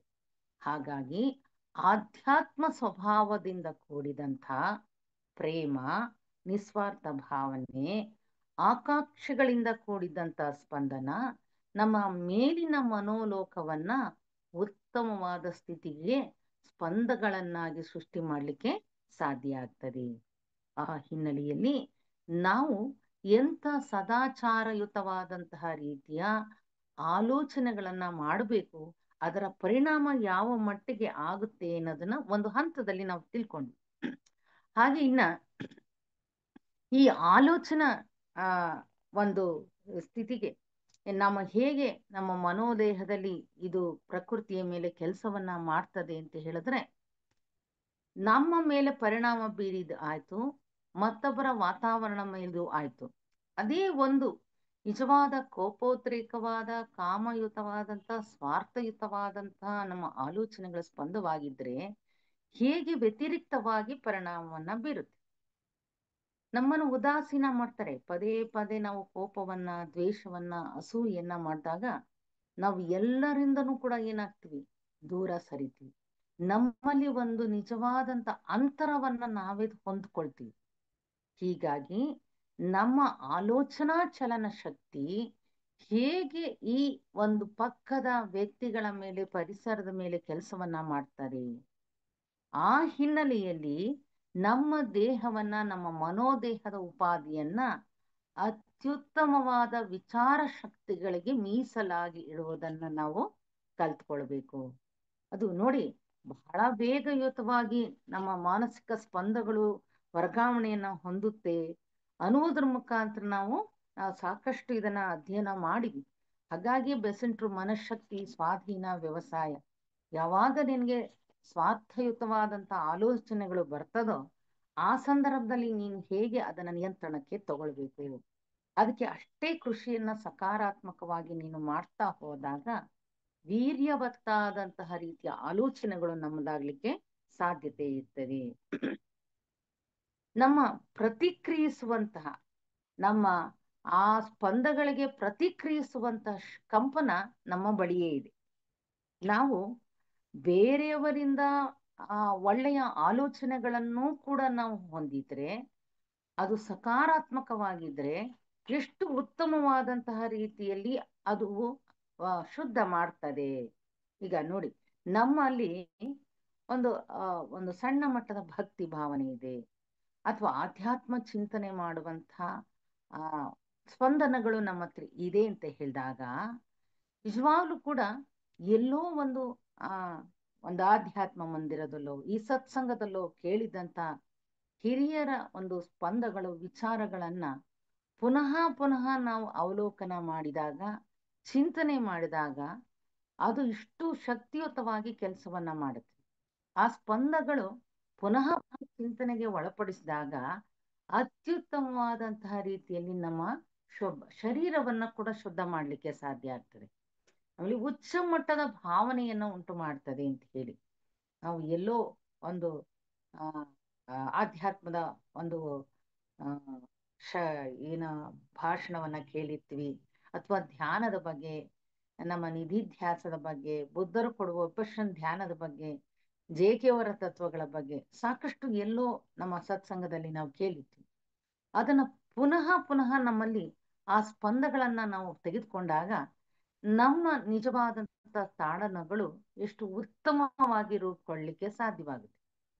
ಹಾಗೆ ನೋಡಿ, ಆ ಸ್ಪಂದಗಳು ನಮ್ಮ ಯಾವುದೇ ಧರ್ಮದವರು ನಮ್ಮ ಪಕ್ಕದಲ್ಲಿ ಇರ್ಲಿ, ಹತ್ರದಲ್ಲಿ ಇರ್ಲಿ, ಆತನಿಗೆ ಸ್ವಲ್ಪ ಮಟ್ಟದ ಆ ವಾಸನೆಯ ಸ್ವಭಾವ ಇದ್ದಿದ್ದೆ ಆದ್ರೆ ಆ ವ್ಯಕ್ತಿಯ ಮನಸ್ಸನ್ನು ಕೂಡ ನಾವು ಏನ್ ಮಾಡ್ಬೋದು, ಪರಿವರ್ತನೆ ಮಾಡ್ಲಿಕ್ಕೆ ಸಾಧ್ಯತೆ ಇದೆ. ಆತ ಯಾರೇ ಆಗಿರ್ಬೋದು, ಅಥವಾ ಮುಸಲ್ಮಾನ ಆಗಿರ್ಬೋದು, ಅಥವಾ ಇಸ್ಲಾಂ ಯಾವುದೇ ಧರ್ಮದವನ, ಕ್ರೈಸ್ತ ಧರ್ಮದವನಾಗಿರ್ಬೋದು, ಆ ವ್ಯಕ್ತಿಗೆ ಆ ಸಕಾರಾತ್ಮಕವಾದಂತಹ ರಿಸೀವ್ ಮಾಡುವಂತಹ ಒಂದು ಉಪಕರಣ, ಯೋಚನಾ ಲಹರಿ ಅವನಲ್ಲಿ ಇದ್ರೆ, ನಿನ್ನ ಆ ಒಂದು ಸಕಾರಾತ್ಮಕ ಚಿಂತನೆ ಅವನ ಮೇಲೂ ಕೂಡ ಉತ್ತಮವಾದಂತಹ ರೀತಿಯಲ್ಲಿ ಆ ಭಾವನೆಯನ್ನ ಪ್ರತಿಕ್ರಿಯಿಸುವಂತೆ ಮಾಡ್ತದೆ.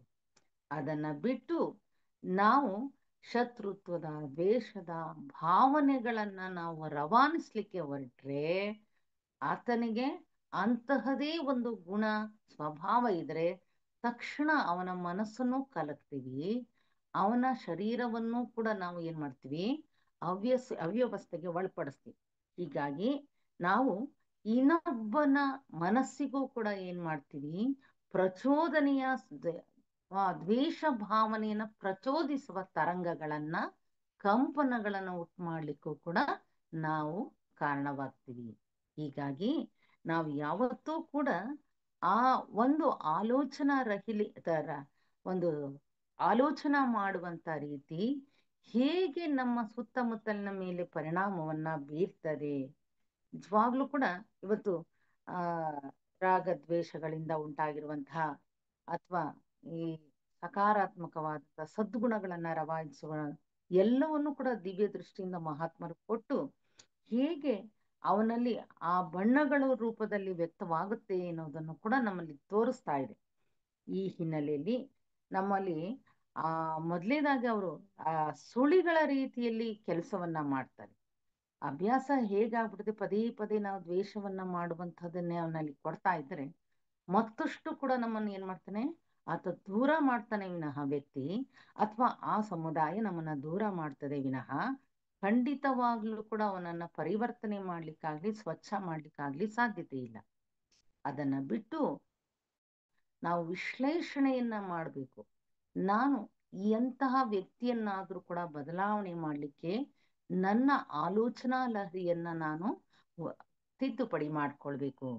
ದ್ವೇಷದ, ಹೊಟ್ಟೆ ಕಿಚ್ಚಿನ, ಯಾಕೆಂದ್ರೆ ಮೂಲತಃ ಸಹೋದರ ಭಾವದ ಪ್ರಜ್ಞೆಯನ್ನ ನಾವು ವಿಕಾಸ ಮಾಡ್ಬೇಕಾಯ್ತು.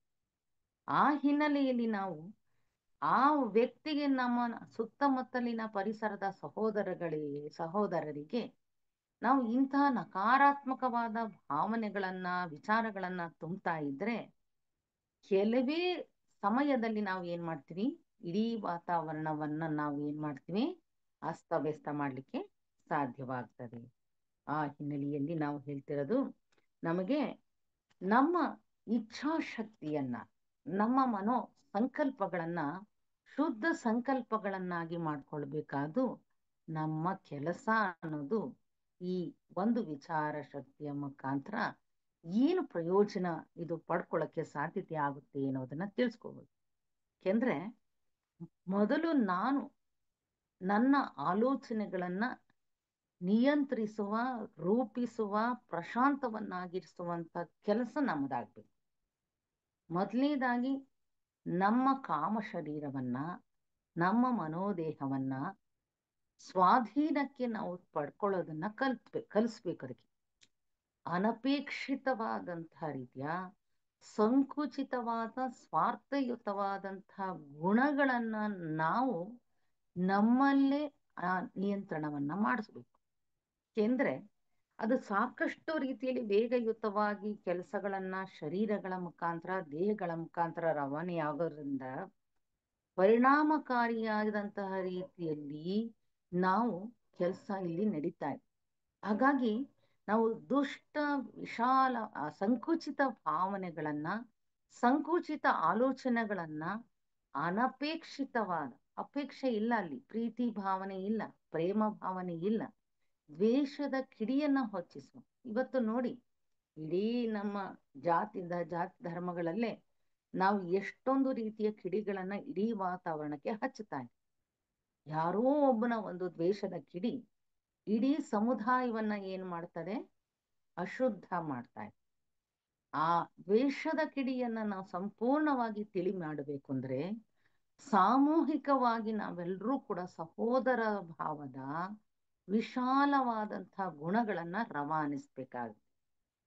ಅದು ನಮ್ಮ ಇಡೀ ಪರಿಸರವನ್ನ ಪ್ರೇಮ ಭಾವನೆಯ ಆಲೋಚನೆಗಳಿಂದ ಮಾತ್ರ ಸರಿಪಡಿಸ್ಲಿಕ್ಕೆ ಸಾಧ್ಯತೆ ಇದೆ. ಇದು ತೀವ್ರವಾಗ್ಬೇಕು. ಇವತ್ತು ಎಲ್ಲೆಲ್ಲಿ ನಮ್ಮಲ್ಲಿ ಅಸಮಾನತೆ, ದಳ್ಳುರಿಗಳನ್ನ ಇವತ್ತು ನಮ್ಮ ಸಮಾಜದಲ್ಲಿ ನಾವು ಕಾಣ್ತಾ ಇದ್ವಿ. ಮೊದಲನೇದಾಗಿ ಆಧ್ಯಾತ್ಮಿಕ ಜೀವಿಗಳಾದಂತಹ ನಾವು ನಮ್ಮ ವಿಚಾರ ಶಕ್ತಿಗಳನ್ನ ಶಕ್ತಿಯುತವನ್ನಾಗಿ ಮಾಡ್ಲಿಕ್ಕೆ ನಾವು ಪ್ರಯತ್ನ ಪಡ್ಬೇಕು. ಯಾವ ಒಬ್ಬ ಸಮುದಾಯ ಆಗಿರ್ಬೋದು, ವ್ಯಕ್ತಿ ಆಗಿರ್ಬೋದು, ಕುಟುಂಬದ ಪರಿಸರ ಆಗಿರ್ಬೋದು, ನಾವು ಸ್ವಚ್ಛವಾದಂತಹ ರೀತಿಯ ಮತ್ತೊಬ್ಬರಲ್ಲಿ ಮತ್ತೊಬ್ಬನ ಆಲೋಚನೆಗೆ ಪೂರಕವಾದಂತಹ ರೀತಿಯ ಪ್ರೇಮ ಸಂಕಲ್ಪಗಳನ್ನ ನಾವು ಕಲಿಸೋದಕ್ಕೆ ಪ್ರಾರಂಭ ಮಾಡ್ಬೇಕು. ಏಕೆಂದ್ರೆ ಇವತ್ತು ಬಹಳ ಬಹಳ ಚುರುಕಾಗಿದೆ ಎಲ್ಲರ ಮನಸ್ಸು ಕೂಡ, ಮಕ್ಕಳ ಮನಸ್ಸು ಬಹಳ ಚುರುಕಾಗಿದೆ. ಇವತ್ತು ನಮ್ಮನ್ನು ಬಹಳಷ್ಟು ಕೂಡ ಅವರು ನಮ್ಮನ್ನು ಅಬ್ಸರ್ವ್ ಮಾಡ್ತಾನೆ ಇರ್ತಾರೆ. ಒಂದು ಸಣ್ಣ ವಿಚಾರದಲ್ಲೂ ಕೂಡ ನಮ್ಮ face is the index of mind ಅಂತೀವಿ. ನಮಗೆ ಸ್ವಲ್ಪ ಚಿಂತನೆ ಬಂದರೆ ಅಥವಾ ಬೇಸರ ಆದ್ರೆ, ನಮ್ಮ ಶರೀರದಲ್ಲಿ ಕಾಮ ಶರೀರವಾದ್ರೆ ತಕ್ಷಣ ನಮ್ಮ ಮುಖಭಾವನೆಗಳಲ್ಲಿ ಅದು ವ್ಯಕ್ತವಾಗ್ಬಿಡುತ್ತೆ. ಈ ಎಲ್ಲವನ್ನೂ ಕೂಡ ನಾವು ಪದೇ ಪದೇ ಮಾಡ್ತಾ ಇದ್ರೆ ಆ ಒಂದು ಕೆಲಸವನ್ನ ನಾವು ಮನೆಯ ಪರಿಸರಗಳಲ್ಲಿ ಮಾಡ್ತಾ ಇದ್ರೆ ಅದು ಇಡೀ ನಮ್ಮ ಮಕ್ಕಳ ಮೇಲೆ ಎಷ್ಟು ಪರಿಣಾಮವನ್ನ ಬೀರುತ್ತೆ.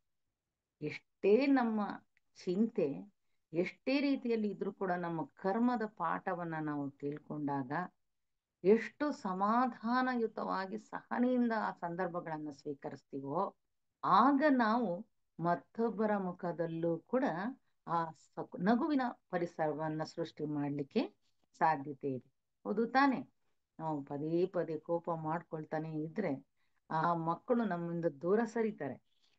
ಏನ್ ಯಾವಾಗ್ಲೂ ಸಿಡುಕ್ತಾರಪ್ಪ ನಮ್ಮ ಅಪ್ಪಾಜಿ, ನಮ್ಮ ಅಮ್ಮ ಏನಕ್ಕೂ ರೆಸ್ಪಾಂಡ್ ಮಾಡಲ್ಲ ಅಂತ ಹೇಳಿ ನಾವು ಅಂತರವನ್ನ ಕಾಪಾಡ್ಕೊಳ್ತೇವೆ. ನಮ್ಮ ಈ ಯೋಚಿಸುವ ಲಹರಿಯನ್ನ ನಾವು ಇವತ್ತು ಬದಲಾವಣೆ ಮಾಡ್ಕೊಳ್ಬೇಕು. ಸ್ವಯಂ ಜಾಗೃತಿಯನ್ನ ನಾವು ಹೊಂದಬೇಕು.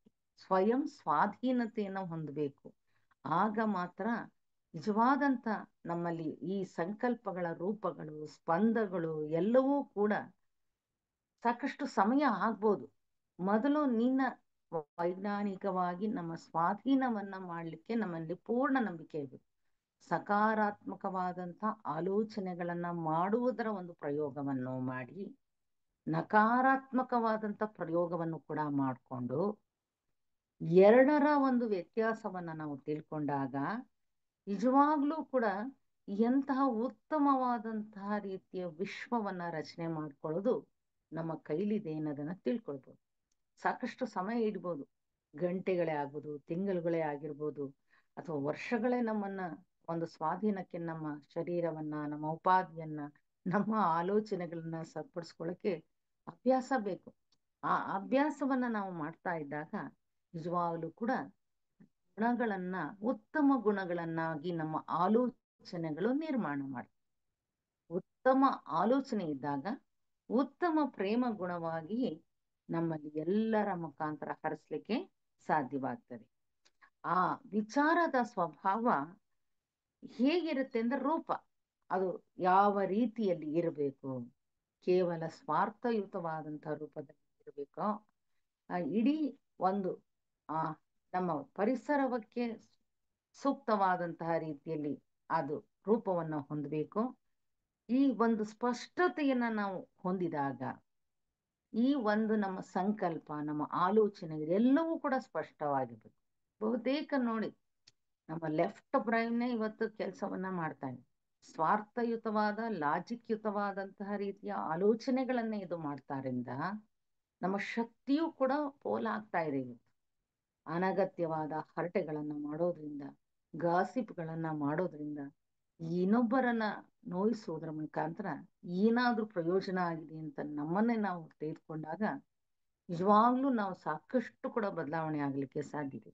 ಯಾಕೆಂದ್ರೆ ಮೊದಲು ಗೊತ್ತಿದೆ, ನಮ್ಮ ಬೇರೆಯವರ ಬಗ್ಗೆ ನಾವು ನಕಾರಾತ್ಮಕವಾಗಿ ಆಲೋಚನೆ ಮಾಡಿದಾಗ ಅದು ನನಗೇ ತಿರುಗುಬಾಣ, ನನಗೇ ಆ ದ್ವೇಷದ ಅಂಟು ಪ್ರಾರಂಭ ಆಗೋದು.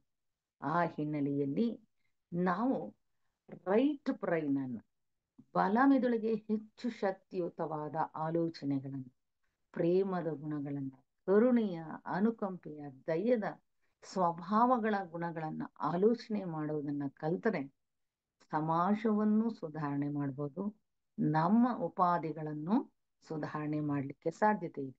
ನೋಡಿ, ಇವತ್ತು ಒಬ್ಬ ಕವಿ ಆಗ್ಲಿ, ಒಬ್ಬ ವಿಜ್ಞಾನಿ ಆಗ್ಲಿ, ತನಗಾಗಿ ಆತ ಯಾವತ್ತೂ ಬದುಕೋದಿಲ್ಲ.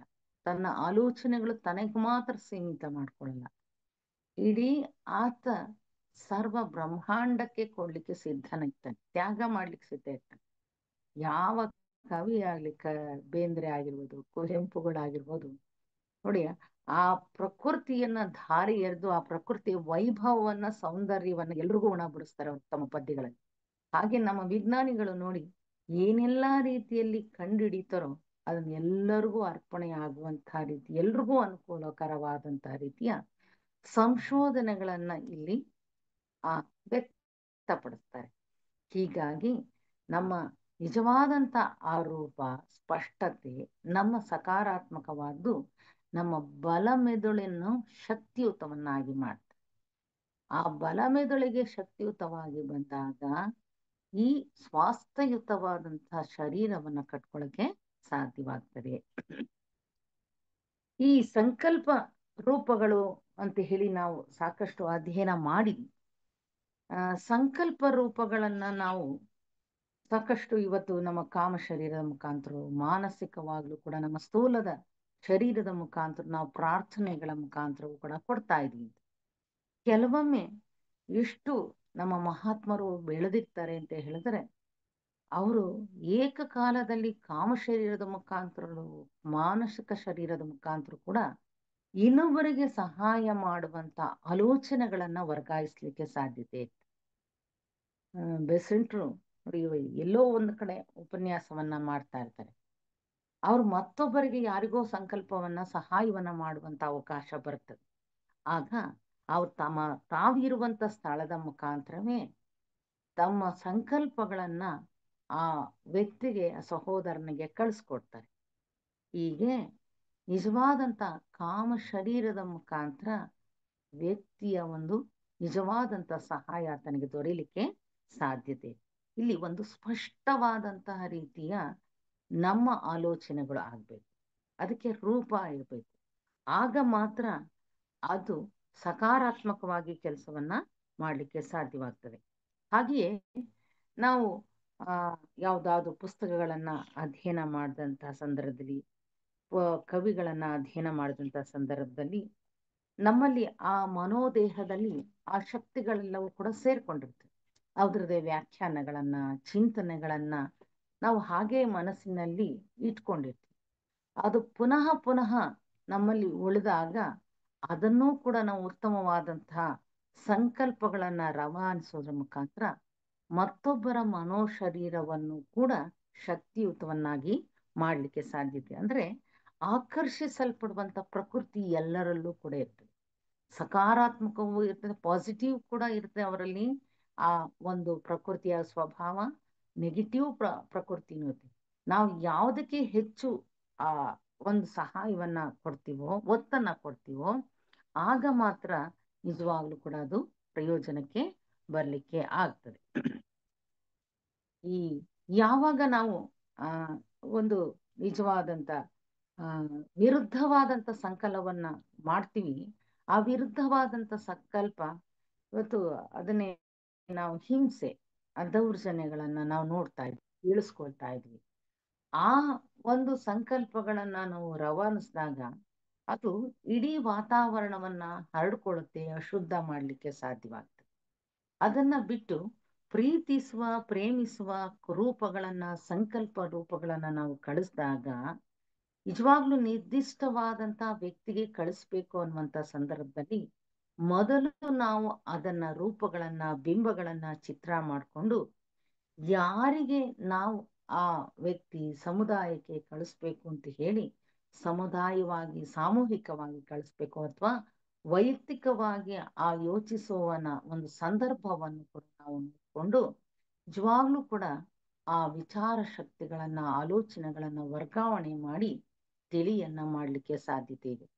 ನಮಗೆ ಗೊತ್ತಿದೆ, ಬಹುತೇಕ ಸ್ಥೂಲ ಶರೀರದಲ್ಲಿ ಕುತ್ಕೊಂಡು ನಾವು ಪ್ರಾರ್ಥನೆ ಮಾಡೋದಕ್ಕಿಂತನೂ ಕಾಮ ಶರೀರದ ಮುಖಾಂತರವೂ ಕೂಡ ನಿದ್ರಾವಸ್ಥೆಯಲ್ಲಿದ್ದಾಗ ಆತನಿಗೆ ನಾವು ಯೋಚನೆಗಳನ್ನ ಸದ್ ಆಲೋಚನೆಗಳನ್ನು ವರ್ಗಾಯಿಸ್ಲಿಕ್ಕೆ ಸಾಧ್ಯತೆ ಇದೆ ಅಂತ ಹೇಳಿ, ಆ ಸದ್ ಆಲೋಚನೆಗಳನ್ನ ನಾವು ಕಳಿಸುವುದರ ಮುಖಾಂತರ ಏನಾಗುತ್ತೆ, ಆ ವ್ಯಕ್ತಿ ರಿಸೀವ್ ಮಾಡ್ಕೊಳ್ಳುವಂತ ಒಂದು ಒಂದು ತೀವ್ರತೆ ಇದ್ರೆ ತಕ್ಷಣ ಆತನಿಗೆ ಸಹಾಯ ಅನ್ನೋದು ದೊರೀತದೆ. ಅದು ಬಿಟ್ಟು ಆತ ಕೊರತೆ ಇದೆ, ಅದಕ್ಕೆ ಮೂಲಭೂತವಾಗಿ ನಮ್ಮಲ್ಲಿ ಶಕ್ತಿಯುತವಾದ ಸಂಕಲ್ಪ ಇಲ್ಲದೆ ಇದ್ರೆ, ಸಹಾಯ ಮಾಡುವಂತ ವಿಚಾರ ಶಕ್ತಿ ನಮ್ಮಲ್ಲಿ ಇಲ್ಲ ಅಂತ ಹೇಳಿದ್ರೆ, ನೀವು ಯಾವುದೇ ಪ್ರಾರ್ಥನೆ, ಸಂಕಲ್ಪ ಆ ವ್ಯಕ್ತಿಯನ್ನ ತಲುಪಲಿಕ್ಕೆ ಸಾಧ್ಯತೆ ಇಲ್ಲ. ನಮ್ಮ ಮನೆಗೆ ಅದು ಏನಾದ್ರೂ ಕೂಡ ವಿರುದ್ಧವಾದಂತ ನಮ್ಮ ಪ್ರಾರ್ಥನೆಗಳು, ಸಂಕಲ್ಪಗಳು, ಕೋರಿಕೆಗಳು ನಮ್ಮದೇ ಆಗಿದ್ರೆ ಮೊದಲು ನಮಗೆ ಅದು ಏನ್ ಮಾಡುತ್ತೆ, ನಮ್ಮ ಕಡೆಗೆ ತಿರುಗುತ್ತೆ. ನಾವು ಹಚ್ಚಿದಂತಹ ಬೆಂಕಿ ನಮ್ಮ ಮನೆಯನ್ನ ಮೊದಲು ಸುಡುತ್ತೆ, ನಮ್ಮ ಮನಸ್ಸನ್ನ ಮೊದಲು ಸುಡುತ್ತೆ ವಿನಃ ಬೇರೆಯವರನ್ನ ಸುಡೋದಿಲ್ಲ ಅದು. ಹಾಗಾಗಿ ಶಕ್ತಿಶಾಲಿಯಾದಂತಹ ಪ್ರೀತಿಯ, ಪ್ರೇಮದ, ಉಪಕಾರ ಭಾವನೆಗಳ, ಇಚ್ಛೆಯ ಗುಣಗಳು ಬಹುತೇಕ ಎಂಥ ಆಳವಾದಂತಹ ದ್ವೇಷ, ಪ್ರತೀಕಾರವಿದ್ರೂ ಕೂಡ ಅವರನ್ನ ಬದಲಾಯಿಸ್ಲಿಕ್ಕೆ ಸಾಧ್ಯತೆ ಇದೆ. ಮೊದಲು ನಾವು ನಮ್ಮಲ್ಲಿ ಈ ಹಿಂಸೆಯ ರೂಪ, ಕೊಲ್ಲುವಂತಹ ಗುಣಗಳನ್ನ ಅಥವಾ ಇನ್ನೊಬ್ಬರಿಗೆ ನೋಯಿಸುವ ಒಂದು ಗುಣಗಳನ್ನ ನಾವು ನಿಯಂತ್ರಣದಲ್ಲಿ ಇಟ್ಕೊಳ್ಬೇಕು. ಆಗ ಮಾತ್ರ ನಿಜವಾದಂತಹ, ನೋಡಿ, ನಮ್ಗೆ ತೊಂದರೆಯನ್ನ ಕೊಟ್ಟಿರ್ಬೋದು, ನಮಗೆ ಶತ್ರುಗಳಾಗಿ ಭಾವಿಸಿರ್ಬೋದು, ಅಂತಹ ಸಂದರ್ಭದಲ್ಲೂ ನಾವು ಅವರ ಮನಸ್ಸುಗಳನ್ನ ಬದಲಾಯಿಸ್ಲಿಕ್ಕೆ ಸಾಧ್ಯತೆ ಇದೆ. ಇತ್ತೀಚೆಗೆ ನಮ್ಮ ಸಿಂಧೂರ್ ಏನು ನಡೀತು, ಆ ಒಂದು ಸಂದರ್ಭದಲ್ಲಿ ಸಾಕಷ್ಟು ತಮ್ಮ ಗಂಡಂದ್ರನ್ನ ಕಳ್ಕೊಂಡಂತ ಏರ್ ಕ್ಲಾಶ್ ಅಲ್ಲಿ ಆ ಗಂಡಂದ್ರನ್ನ ಕಳ್ಕೊಂಡಂತ ನೋವಿನಲ್ಲೂ ಕೂಡ ಆ ಹೆಣ್ಣು ಮಕ್ಕಳು ಆ ಒಂದು ಕೊಂದಂತ ಉಗ್ರಗಾಮಿಗಳಿಗೆ ಆತರಿಗೆ ಒಳ್ಳೆಯ ಸ್ವಭಾವ ಕೊಡ್ಲಿ, ಒಳ್ಳೆಯ ಒಂದು ಆಲೋಚನೆಗಳನ್ನ ಕೊಳ್ಳಿ ಅಂತ ಪ್ರಾರ್ಥನೆಯನ್ನ ಮಾಡ್ತಾರೆ. ಇದು ನಮ್ಮಲ್ಲಿ ಸಕಾರಾತ್ಮಕವಾದಂತ ದ್ವೇಷದ ಕಿಡಿ ಮುಂದುವರಿಲಿಕ್ಕೆ ಸಾಧ್ಯ ಆಗುತ್ತೆ. ಎಲ್ಲಿ ದ್ವೇಷ ಇರ್ತದೋ ದ್ವೇಷಕ್ಕೆ ವಿರುದ್ಧವಾದಂತ ಪ್ರೇಮ ಸಂಕಲ್ಪಗಳನ್ನ ಕೊಡುವುದರ ಮುಖಾಂತರ ನಾವು ಕೂಡ ಶಕ್ತಿಯುತವಾಗ್ತೀವಿ. ಆ ಹಿಂಸಿಸುವ ನೋಯಿಸುವ ಮನೋಭಾವಗಳನ್ನು ಪರಿವರ್ತನೆ ಮಾಡಲಿಕ್ಕೆ ಖಂಡಿತ ಈ ಮನೋಸಂಕಲ್ಪಗಳ ಮುಖಾಂತರ ಸಾಮೂಹಿಕವಾಗಿ ಇದನ್ನ ಮಾಡುವುದರ ಮುಖಾಂತರ ಹೆಚ್ಚು ಶಕ್ತಿಯುತವನ್ನಾಗಿ ಮಾಡಲಿಕ್ಕೆ ನಮ್ಮ ವಿಚಾರ ಯೋಚನಾ ಆ ಒಂದು ಲಹರಿ ಹೆಚ್ಚು ಮಾಡಲಿಕ್ಕೆ ಸಾಧ್ಯವಾಗುತ್ತೆ. ನಾವು ಬಹುತೇಕವಾಗಿ ನೋಡಿ, ನಾವು ಸ್ವಾರ್ಥಯುತವಾದಂತ ಆಲೋಚನೆಗಳನ್ನೇ ನಾವು ಮಾಡ್ತಾ ಇರೋದ್ರಿಂದ ಭಾವನೆಗಳೆಲ್ಲ ಸ್ವಾರ್ಥಯುತವಾಗಿ ಸ್ವಹಿತವಾದಂತಹ ರೀತಿಯಲ್ಲಿ ಬಹುತೇಕವಾಗಿ ಮಾಡ್ತಾ ಇರೋದ್ರಿಂದ ನಮಗೆ ಏನಾಗುತ್ತೆ, ಕೇವಲ ಮೇಲಿನ ಮಟ್ಟದಲ್ಲಿ ಪ್ರಕೃತಿಯಲ್ಲಿ ನಮ್ಮ ಜೊತೆಯಲ್ಲಿ ಆ ಸುಳಿವುಗಳು ಇರ್ತವೆ. ಆದ್ರೆ ನಾವು ಆ ಸ್ವಾರ್ಥಯುತವಾದ ಪರಿಧಿಯನ್ನ ದಾಟಿ ನಿಸ್ವಾರ್ಥ ಆಲೋಚನೆಗಳನ್ನ ಮೊದಲು ರೂಪಿಸ್ಕೊಳ್ಬೇಕು. ನಿಸ್ವಾರ್ಥ, ಅದಕ್ಕೆ ಹೇಳ್ತಾರೆ ಬೇವೇರ್ ಆಫ್ ಯುವರ್ ಸೆಲ್ಫ್ ಅಂತ ಹೇಳಿ. ಮೊದಲು ನಿನ್ನ ಆಲೋಚನೆಗಳ ಬಗ್ಗೆ ಎಚ್ಚರಿಕೆ ಇರಲಿ. Beware of the word. ಹಾಗೆ ನಿನ್ನ ವರ್ಡ್, ನಿನ್ನ ಪ್ರಪಂಚ ಅಥವಾ ನಿನ್ನಿಂದ ಸೃಷ್ಟಿಯಾಗಿರುವಂತ ಆಲೋಚನೆಗಳು ಹೇಗಿದೆ ಅನ್ನೋ ಕಡೆ ಗಮನ ಇರಬೇಕು, ಎಚ್ಚರಿಕೆ ಇರಬೇಕು. ಯಾಕೆಂದ್ರೆ ನಮ್ಮ ಆಲೋಚನೆಗಳು ಯಾವ ರೀತಿಯಲ್ಲಿ ಅದು ಪರಿಣಾಮವನ್ನ ಬೀರುತ್ತೆ ಎನ್ನುವುದನ್ನ ನನ್ನ ಸಂಕಲ್ಪಗಳ ರೀತಿಯನ್ನ ಮೊದಲು ನಾವು ಗುರುತಿಸ್ಕೊಳ್ಬೇಕು. ನಾವು ಇನ್ನೊಬ್ಬರಿಗೆ ಕೊರತೆಯಿಂದ ಕಳಿಸುವಂತ ದುರ್ಬಲವಾದ ಸಂಕಲ್ಪಗಳನ್ನ ನಾವು ಕಳಿಸಿದಾಗ ಖಂಡಿತ ನಾವು ಕೂಡ ಕೃಷರಾಗ್ತೀವಿ. ಅದು ಏನಕ್ಕೂ ಕೂಡ ಆಗೋದೇ ನಿಷ್ಪ್ರಯೋಜನ ಆಗ್ತದೆ. ಹಾಗಾಗಿ ಅದು ಪ್ರಚೋದನೆಯನ್ನು ಕೂಡ ಮಾಡ್ಬೋದು. ಅವನಲ್ಲಿ ಒಂದು ರೀತಿಯಲ್ಲಿ ತನಗೆ ನಿಜವಾದಂತಹ ಹಿಂಸೆ ಮಾಡ್ಬೇಕು ಅನ್ನುವಂತ ಮನೋಭಾವವಿರಲ್ಲ. ಆ ಮನೋಭಾವವನ್ನು ಕ್ರಿಯೇಟ್ ಮಾಡ್ಲಿಕ್ಕೂ ಕೂಡ ನಾವು ಸಾಧ್ಯವಾಗುತ್ತೆ. ಹಾಗಾಗಿ ಆ ರೀತಿಯಲ್ಲಿ ಮಾಡದೆ ನಮ್ಮಲ್ಲಿ ಆಲೋಚಿಸುವ ನಮ್ಮ ಸಂಕಲ್ಪಗಳ ವಿಚಾರ ಲಹರಿಯನ್ನು ಶುದ್ಧ ಮಾಡ್ಕೊಳ್ಬೇಕಾಗುತ್ತೆ. ನಮಗೆ ಯಾವಾಗ ನೋಡಿ, ಬಸವಣ್ಣವ್ರ ಮನೆಗೆ ಕಳ್ಳರು ಬಂದಂತ ಸಂದರ್ಭದಲ್ಲಿ ಬರೀ ಅವ್ರಿಗೆ ಯಾವ ಪ್ರತಿಕ್ರಿಯೆಯನ್ನು ಕೂಡ ಮಾಡೋದಿಲ್ಲ, ಸುಮ್ಮನೆ ನೋಡ್ತಾರೆ. ಗಂಟು ಮೂಟೆ ಕಟ್ಕೊಂಡಂತಹ ಕಳ್ಳನನ್ನ ನೋಡ್ತಾರೆ. ಕಳ್ಳನನ್ನ ನೋಡುವಂತಹ ರೀತಿಯಲ್ಲಿ ಇವರು ಅಷ್ಟರೊಳಗೆ ಅವರ ಸಂಕಲ್ಪಗಳು ಎಷ್ಟು ಕೆಲಸ ಆಗುತ್ತದೆ. ಪಾಪ ಆತ ಏನೂ ಕೂಡ ಇನ್ನೂ ಅವನಿಗೆ ಸಾಕಷ್ಟು ಬೇಕಾಗಿದೆ, ಆತನಿಗೆ ಇನ್ನೂ ಕೂಡ ಆ ಕಳ್ಳತನದ ಶಕ್ತಿ ಇನ್ನೂ ಬೇಕಾಗಿದೆ ಎನ್ನುವಂತ ಸಂದರ್ಭದಲ್ಲಿ ಆಯ್ತಪ್ಪ ನಿನಗೆ ಇನ್ನೂ ಕೂಡ ಬೇಕಾಗಿದೆ, ತೃಪ್ತಿ ಆಗೋ ತನಕ ಗಂಟು ಮೂಟೆ ಕಟ್ಕೊಳ್ಳಿ ಅಂತ. ಹಾಗಾಗಿ ಆ ಹೆದರುವಂತ ರೀತಿಯಲ್ಲಿ ಅವರ ಕಾಮಶೈಲಿಗೆ ಶಿಕ್ಷೆಯನ್ನು ಕೊಡೋದಿಲ್ಲ. ಪ್ರೇಮ ಪೂರಿತವಾಗಿ ಈ ರೀತಿ ಆ ತರ ಕಳ್ಳನ ಮನಸ್ಸಿಗೆ ತುಂಬಿದಾಗ ಸ್ಪಂದಗಳನ್ನ ಆತ ಕಟ್ಕೊಂಡಿರೋದನ್ನ ಅಲ್ಲೇ ಬಿಟ್ಟು ಅವರ ಶಿಷ್ಯನಾಗ್ಲಿಕ್ಕೆ ಸಿದ್ಧರಾಗ್ತದೆ. ಆ ಹಿನ್ನೆಲೆಯಲ್ಲಿ ಮೊದಲು ನಾವು ಎಂಥ ಒಂದು ಸಂಕಲ್ಪ ಭಾವನೆಗಳನ್ನ ನಾವು ಹೊಂದಿದ್ರೆ ಆ ಕ್ರಿಯೆಗಳಾಗಿ ನಮ್ಮಲ್ಲಿ ಸ್ಥೂಲ ದೇಹದ ಮುಖಾಂತರ ವ್ಯಕ್ತವಾಗ್ಲಿಕ್ಕೆ ಸಾಧ್ಯವಾಗ್ತದೆ. ಇದನ್ನ ನಾವು ಮುಖ್ಯವಾಗಿ ಇಟ್ಕೊಳ್ಬೇಕು. ಅಂದ್ರೆ ಒಂದು ಗುರಿ ಇರಬೇಕು. ನನ್ನ ನಿಜವಾದಂಥದ್ದು ಒಂದು ವ್ಯಕ್ತಿ, ಒಂದು ಸಮಾಜ, ಒಂದು ವಿಶ್ವವನ್ನ ಬದಲಾವಣೆ ಮಾಡ್ಲಿಕ್ಕೆ ನಾನು ಏನು ಮಾಡ್ಲಿಕ್ಕೆ ನಾನು ಸಿದ್ಧನಾಗಿರ್ಬೇಕು. ಬಹುತೇಕ ನೋಡಿ, ಗಾಂಧೀಜಿಯವರು ತಾವು 4ರಿಂದ ಸುಮಾರು ದಿವಸಕ್ಕೆ 3 ರಿಂದ 4 ಗಂಟೆಗಳ ಕಾಲ ನಿರ್ಲಿಪ್ತವಾದಂತಹ ರೀತಿಯಲ್ಲಿ ಜೀವಿಸೋದನ್ನ ಕಲ್ತ್ಕೊಂಡಿದ್ದಂತೆ, ಅಭ್ಯಾಸ ಮಾಡ್ಕೊಂಡ್ಬಿಟ್ಟಿದ್ರು. ಯಾವುದಕ್ಕೂ ಯಾರಿಗೂ ತೊಂದರೆ ಕೊಡದಂತೆ, ಏನಕ್ಕೂ ಅಂಟುಕೊಳ್ಳದಂತಹ ರೀತಿಯಲ್ಲಿ ವೈರಾಗ್ಯಯುತವಾದಂತಹ ಒಂದು ನಿರ್ಲಿಪ್ತ ಜೀವಿತವನ್ನ ಅವರು ಹೊಂದಿದ್ರಿಂದ ಅವ್ರು ಸಾಕಷ್ಟು ಜನರ ಮೇಲೆ ಪ್ರಭಾವನ ಬೀರ್ತಾರೆ. ಸಾಕಷ್ಟು ಪ್ರತಿಭಟನೆಗಳಿಗೂ ಕೂಡ ಸಹಕಾರ ಅವ್ರು ಕೇಳದಿದ್ರು ಕೂಡ ಬರ್ತಾರೆ ಅವರು. ಯಾಕೆಂದ್ರೆ ಅವರ ಜೀವಿತವೇ ಆ ಮಟ್ಟಕ್ಕಿತ್ತು. ಅವರ ಆಲೋಚನೆಗಳು ಕೂಡ ಶುದ್ಧವಾಗಿದ್ದರಿಂದ ಅವರ ಸಂಕಲ್ಪಕ್ಕೆ ಸಹಾಯ ದೊರೀತು. ಅವರ ಮಾನಸಿಕವಾದ ಸಂಕಲ್ಪಗಳಿಗೆ ಪೂರ್ತಿ ರಾಶಿ ರಾಶಿಯಲ್ಲಿ ಅವರಿಗೆ ಸಹಕಾರ ದೊರೀತಾ ಇತ್ತಂತೆ. ಇದಕ್ಕೆಲ್ಲ ಮೂಲ ಕಾರಣ ತಾನು ನಿಜವಾಗ್ಲೂ ಸಂಕಲ್ಪಿಸುವಂತಹ ಉದ್ದೇಶ ಬಹಳ ಮುಖ್ಯವಾಗಿರ್ಬೇಕು. ಆ ವಿಚಾರ ಮಾಡುವಂತಹ ಪರಿ ಮುಖ್ಯವಾಗಿರ್ತದೆ. ಅದು ಎಲ್ಲರಿಗೂ ಯಾವ ಮಟ್ಟ ತನ್ನ ವೈಯಕ್ತಿಕವಾಗಿ ಕೆಲಸ ಮಾಡ್ತದೋ, ಇಡೀ ಸಮೂಹಕ್ಕೆ ಅದರ ಪರಿಣಾಮ ಪ್ರಭಾವನ ಬೀರ್ತದೋ, ಸ್ಪಷ್ಟತೆ ಅನ್ನೋದು ನಮ್ಮಲ್ಲಿ ಇರಬೇಕು. ಸ್ಪಷ್ಟ ಆಲೋಚನೆಗಳನ್ನ ನಾವು ಇಟ್ಕೊಂಡು ಗುರಿಯನ್ನ ನಾವು ಇಟ್ಕೊಂಡಾಗ ಖಂಡಿತವೂ ಕೂಡ ಇಡೀ ಯಾವ ವ್ಯಕ್ತಿಯನ್ನು ಕೂಡ ನಾವು ತಲುಪಲಿಕ್ಕೆ ಸಾಧ್ಯತೆ ಇದೆ. ಈ ಹಿನ್ನೆಲೆಯಲ್ಲಿ ನಾವು ಏನೆಲ್ಲ ಇವತ್ತು ಮಾಡ್ತಾ ಇದೀವಿ, ನಾವೆಲ್ಲ ಸಾಂಕ್ರಾಮಿಕವಾದ ಸ್ವಾರ್ಥಯುತವಾದ ಆಲೋಚನೆಗಳನ್ನೇ ರವಾನಿಸೋದು ಜಾಸ್ತಿ. ಯಾಕೆಂದ್ರೆ ನಾವು ಇನ್ನೂ ಕೂಡ ವಿಕಾಸದಲ್ಲಿ ಸಾಕಷ್ಟು ವಿಕಾಸಗಳನ್ನ ಹೊಂದಬೇಕಾಯ್ತು. ಬಹುತೇಕ ರೀತಿಯಲ್ಲಿ ನಮ್ಮ ಸಂಕಲ್ಪಗಳಲ್ಲಿ ಇದೆ ಸ್ವಾರ್ಥಯುತವೇ ಆಗಿರೋದ್ರಿಂದ, ಇದರ ಪ್ರಭಾವ ಕೂಡ ಅದೇ ಹೆಚ್ಚಾಗಿರೋದ್ರಿಂದ ನಮ್ಮ ವಿಚಾರ ಶಕ್ತಿಯೂ ಕೂಡ ಇನ್ನು ಸುಪೂರ್ಣ ಮಟ್ಟಕ್ಕೆ ಬೆಳವಣಿಗೆ ಆಗ್ದಲೇ ಇರೋದ್ರಿಂದ ನಾವು ಏನ್ ಮಾಡಬೇಕು, ವಿಚಾರ ಶಕ್ತಿಯನ್ನ ಉತ್ತಮವಾದಂತ ಸ್ಥಿತಿಗೆ ಸಿದ್ಧ ಮಾಡ್ಕೊಳ್ಬೇಕು. ಅದನ್ನ ರೂಪುಗೊಳಿಸೋದನ್ನ ಕಲ್ತ್ಕೊಳ್ಬೇಕು. ಯಾವಾಗ ನಾವು ನಮ್ಮ ನಿಜವಾದ ಸ್ಥೂಲ ದೇಹದ ಇಂದ್ರಿಯಗಳಿಗೆ ಒಂದು ವೈರಾಗ್ಯದ ಪಾಠವನ್ನ ಕಲಿಸ್ಕೊಳ್ಬೇಕು.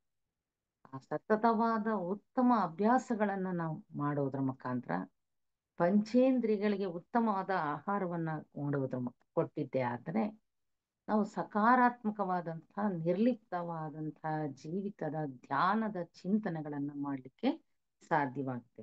ಯಾಕಂದ್ರೆ ಇವತ್ತು ಬರೀ ಸ್ವಾರ್ಥಯುತವಾದ ಆಲೋಚನೆಗಳನ್ನೇ ಹರಡ್ತಾ ಇದೆ. ಏನಾದ್ರೂ ಒಂದು ಕಾಯಿಲೆ ಬಂತು ಅಂತ ಹೇಳಿದ್ರೆ ಅದನ್ನೂ ಕೂಡ ನಾವು ಏನ್ ಮಾಡ್ತೀವಿ, ಧೈರ್ಯವನ್ನ ಕೊಡೋಕ್ಕಿಂತ ಹೆಚ್ಚಿನದಾಗಿ ಅದಕ್ಕೆ ಅಧೈರ್ಯವನ್ನೇ ಹೆಚ್ಚು ತುಂಬ್ತಾ ಹೋಗ್ತೀವಿ. ಸಂಕಲ್ಪಗಳನ್ನೇ, ಅಯ್ಯೋ ಹೌದೌದು ಹೃದಯ ಬೇನೆ ಬರ್ತಾ ಇದೆಯಲ್ಲ, ಹಾರ್ಟ್ ಡಿಸೀಸಸ್, ಆ ಭಾವನೆಗಳು ಇವತ್ತು ಏನಾಗ್ತಾ ಇದೆ ಅಂದ್ರೆ ಮನುಷ್ಯನಿಗೆ ಒಂದು ಸಾಂಕ್ರಾಮಿಕವಾದಂತಹ ಸಂಕಲ್ಪಗಳ ಮುಖಾಂತರ ಅವನು ಕುಗ್ಗಿ ಹೋಗ್ತಾ ಇದ್ದಾನೆ. ಹೀಗಾಗಿ ಅದಕ್ಕೆ ಮೂಲ ಕಾರಣಗಳನ್ನ, ಅವನ ಕೊರತೆಗಳನ್ನ ನಾವು ಸಕಾರಾತ್ಮಕವಾಗಿ ತಿಳುವಳಿಕೆಯನ್ನ ಧೈರ್ಯವನ್ನ ಕೊಡಬೇಕೇ ವಿನಃ, ವಿಚಾರವನ್ನ ಮಾಡಬೇಕೇ ವಿನಃ ಅವನ ಆಲೋಚನಾ ಪರಿಯನ್ನ ಕುಗ್ಗಿಸ್ಲಿಕ್ಕೆ ನಾವು ಸಿದ್ಧ ಆಗ್ಬಾರ್ದು.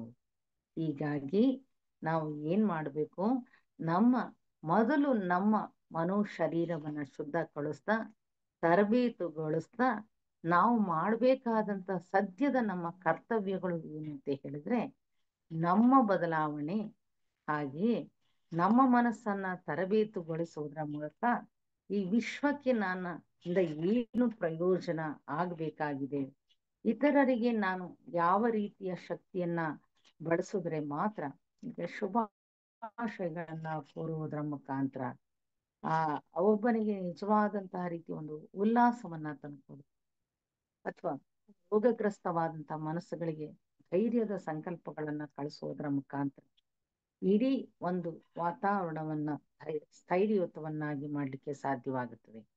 ಈ ಹಿನ್ನೆಲೆಯಲ್ಲಿ ನಮ್ಮ ವಿಚಾರ ಶಕ್ತಿಯ ರೂಪಗಳು ಏನ್ ಮಾಡುತ್ತೆ, ಸಾಕಷ್ಟು ಪರಿಣಾಮವನ್ನ ಬೀರ್ಲಿಕ್ಕೆ ಸಾಧ್ಯತೆ ಇದೆ. ಹಾಗಾಗಿ ಮೊದಲು ನಮ್ಮ ಮನೆಯ ವಾತಾವರಣಗಳಲ್ಲಿ ಮೊದಲು ನಾವು ಶುದ್ಧವಾಗೋದನ್ನ ಕಲಿಬೇಕು. ನಮ್ಮ ನಿಜವಾದಂತ there is a God, there is a cleanliness ಅಂತ. ಅಂದ್ರೆ ನಮ್ಮ ಮನಸ್ಸು ಶುದ್ಧವಾಗಿದ್ರೆ ಅಲ್ಲಿ ದೇವರು ನೆಲೆಸ್ಲಿಕ್ಕೆ ಸಾಧ್ಯತೆ ಇದೆ. ಆ ಹಿನ್ನೆಲೆಯಲ್ಲಿ ನಾವು ವಾಸಿಸುವ ಕೊಠಡಿಗಳಲ್ಲೂ ಕೂಡ ಶುದ್ಧತೆಯನ್ನ ನಾವು ಸಂಕಲ್ಪಗಳನ್ನ ಮಾಡುವ ಮುನ್ನ ನಾವು ವಾಸಿಸುವ ಕೊಠಡಿಗಳನ್ನು ಮೊದಲು ಶುದ್ಧ ಮಾಡ್ಕೊಳ್ಬೇಕು. ನಾವು ಕೂತ್ಕೊಳ್ಳ ತಕ್ಷಣ ಅದಕ್ಕೆ ಪೂರಕವಾದಂತಹ ರೀತಿಯ ವಾತಾವರಣವನ್ನ ನಿರ್ಮಾಣ ಮಾಡ್ಕೊಳ್ಬೇಕು. ಅಂತಹ ಚಿತ್ರಪಟಗಳನ್ನ ನಾವು ಹಾಕುವುದರ ಮುಖಾಂತರ ಆ ಸಂಕಲ್ಪದ ಒಂದು ಗುಣಗಳನ್ನೇ ನಮ್ಮದಾಗಿಸ್ಕೊಂಡು ನಮ್ಮ ಸುತ್ತಮುತ್ತಲಿನ ಒಂದು ಸಂಕಲ್ಪಗಳಿಗೆ ಶಕ್ತಿಯನ್ನ ಕೊಡಬೇಕು. ಆಗ ನಾವು ನಿಜವಾದ ಹಾಗೆ ಒಂದು ವೇಳೆ ನಮ್ಗೆ ಪದೇ ಪದೇ ನಮ್ಮಲ್ಲಿ ಸ್ವಾರ್ಥಯುತವಾದ ಆಲೋಚನೆಗಳು ಬಂದಾಗ ಅದನ್ನ ಹೊರತು ನಾವು ಅದಕ್ಕೆ ವಿರುದ್ಧವಾದಂತಹ ರೀತಿಯ ನಿಸ್ವಾರ್ಥಯುತವಾದಂತಹ ಆಲೋಚನೆಗಳು ಬರುವಂತ ಚಿಂತನೆಗಳನ್ನ ನಾವು ಮಾಡ್ಬೇಕಾದ್ರೆ, ಇವತ್ತು ನೋಡಿ ಅವರೆಲ್ಲರೂ ಕೂಡ ಮಾನವ ಕೋಟಿಗಾಗಿ ಮಹಾತ್ಮರು ಕೆಲಸ ಮಾಡ್ತಾ ಇದ್ರಿ ಅಂದ್ರೆ ನಾವಿಷ್ಟೆಲ್ಲ ಕೂಡ ಅಧ್ಯಯನವನ್ನ ಮಾಡಿದ್ರು ಕೂಡ ನಾವಿನ್ನ ಆ ಪರಿಧಿಯನ್ನ ಬಿಡದೆ ನಾವು ಆ ಒಂದು ಸೆಂಟರ್ಗೆ ಹೋಗೋದು ಯಾವಾಗ? ನಾವು ಈ ಪರಿಧಿಯನ್ನ ಬಿಡಬೇಕು, ಸ್ವಾರ್ಥದ ಪರಿಧಿಯನ್ನ ಬಿಡಬೇಕು ಅಂತ ಹೇಳಿದ್ರೆ ಎಲ್ಲರಿಗೂ ಸಹಾಯವಾಗುವಂತಹ ರೀತಿಯಲ್ಲಿ ನಮ್ಮ ಜೀವಿತವನ್ನ, ನಮ್ಮ ಆಲೋಚನಾ ಶಕ್ತಿಗಳನ್ನ ಸಿದ್ಧ ಮಾಡ್ಕೊಳ್ಳಿಕ್ಕೆ ಸಾಧ್ಯವಾಗುತ್ತದೆ. ಈ ಹಿನ್ನೆಲೆಯಲ್ಲಿ ಒಂದು ಕಡೆ ಒಂದೇ ಒಂದು ಅಂಶವನ್ನ ಹೇಳ್ತೀನಿ. ಯಾವಾಗ ನಾವು ನಿಜವಾಗ್ಲೂ ಒಂದು ಸಕಾರಾತ್ಮಕವಾದ ಈ ಒಂದು ಪರಿಸರವನ್ನ ನಿರ್ಮಾಣ ಮಾಡಿದ್ರೆ ನಮ್ಮ ವಿಚಾರ ಶಕ್ತಿಗಳು ಕೂಡ ಸಕಾರಾತ್ಮಕವಾಗಿ ಆಗುತ್ತೆ. ಏಕಾಗ್ರತೆಯಿಂದ ನಮ್ಮ ಸಂಕಲ್ಪ ಶಕ್ತಿಗಳು ಗಟ್ಟಿಯುತವಾಗಿ ರವಾನೆ ಮಾಡಲಿಕ್ಕೆ ಸಾಧ್ಯತೆ. ಕೆಡುಕಿನ ವಿಚಾರಕ್ಕಿಂತ ಹೆಚ್ಚಿನದಾಗಿ ಒಳ್ಳೆಯ ವಿಚಾರಗಳ ಕಡೆಗೆ ನಾವು ಹೆಚ್ಚು ಗಮನವನ್ನ ಕೊಡಬೇಕು. ಸಂಗೀತ, ಕವನ, ಓದುವಿಕೆ, ಸಾಹಿತ್ಯ, ಸತ್ಸಂಗಗಳ ಮುಖಾಂತರ ನಮ್ಮಲ್ಲಿ ಬರುವಂತ ದುಷ್ಟ ಸಂಕಲ್ಪಗಳನ್ನ ಖಾಲಿ ಮಾಡಿಸೋದನ್ನ ನಾವು ಕಲಿಬೇಕು. ಎಂತಹ ಸಂದರ್ಭದಲ್ಲೂ ಕೂಡ ನಾವು ಯಾವುದೇ ಒಂದು ಪ್ರತ್ಯೇಕತೆಯ ಭಾವನೆಯನ್ನ ನಾವು ಹೊಂದಿರಬಾರ್ದು. ಆ ಸ್ವಭಾವನ್ನ ನಾವು ಸಹೋದರ ಭಾವವನ್ನ ನಾವು ಹೊಂದಿದ್ಮೇಲೆ ಯಾರೇ ಆಗಿರ್ಬೋದು, ಆತರ ಶ್ರೀಮಂತ ಬಡವ ಏನೇ ತೊಂದರೆಯಲ್ಲಿರ್ಲಿ, ಆತನಿಗೆ ಆ ಒಂದು ಸಹಾಯ ದೊರಿಬೇಕು ಅಂದ್ರೆ ನಾವು ಆತನಿಗೆ ಸಹಾಯಕ್ಕೆ ಸಿದ್ಧ ಇರಬೇಕು. ಆಗ ಮಾತ್ರ ನಾವು ನಮ್ಮ ವಿಚಾರ ಶಕ್ತಿಗಳು ನಮ್ಮಲ್ಲೂ ಕೂಡ ಉತ್ತಮವಾಗ್ಲಿಕ್ಕೆ ಸಾಧ್ಯವಾಗುತ್ತದೆ.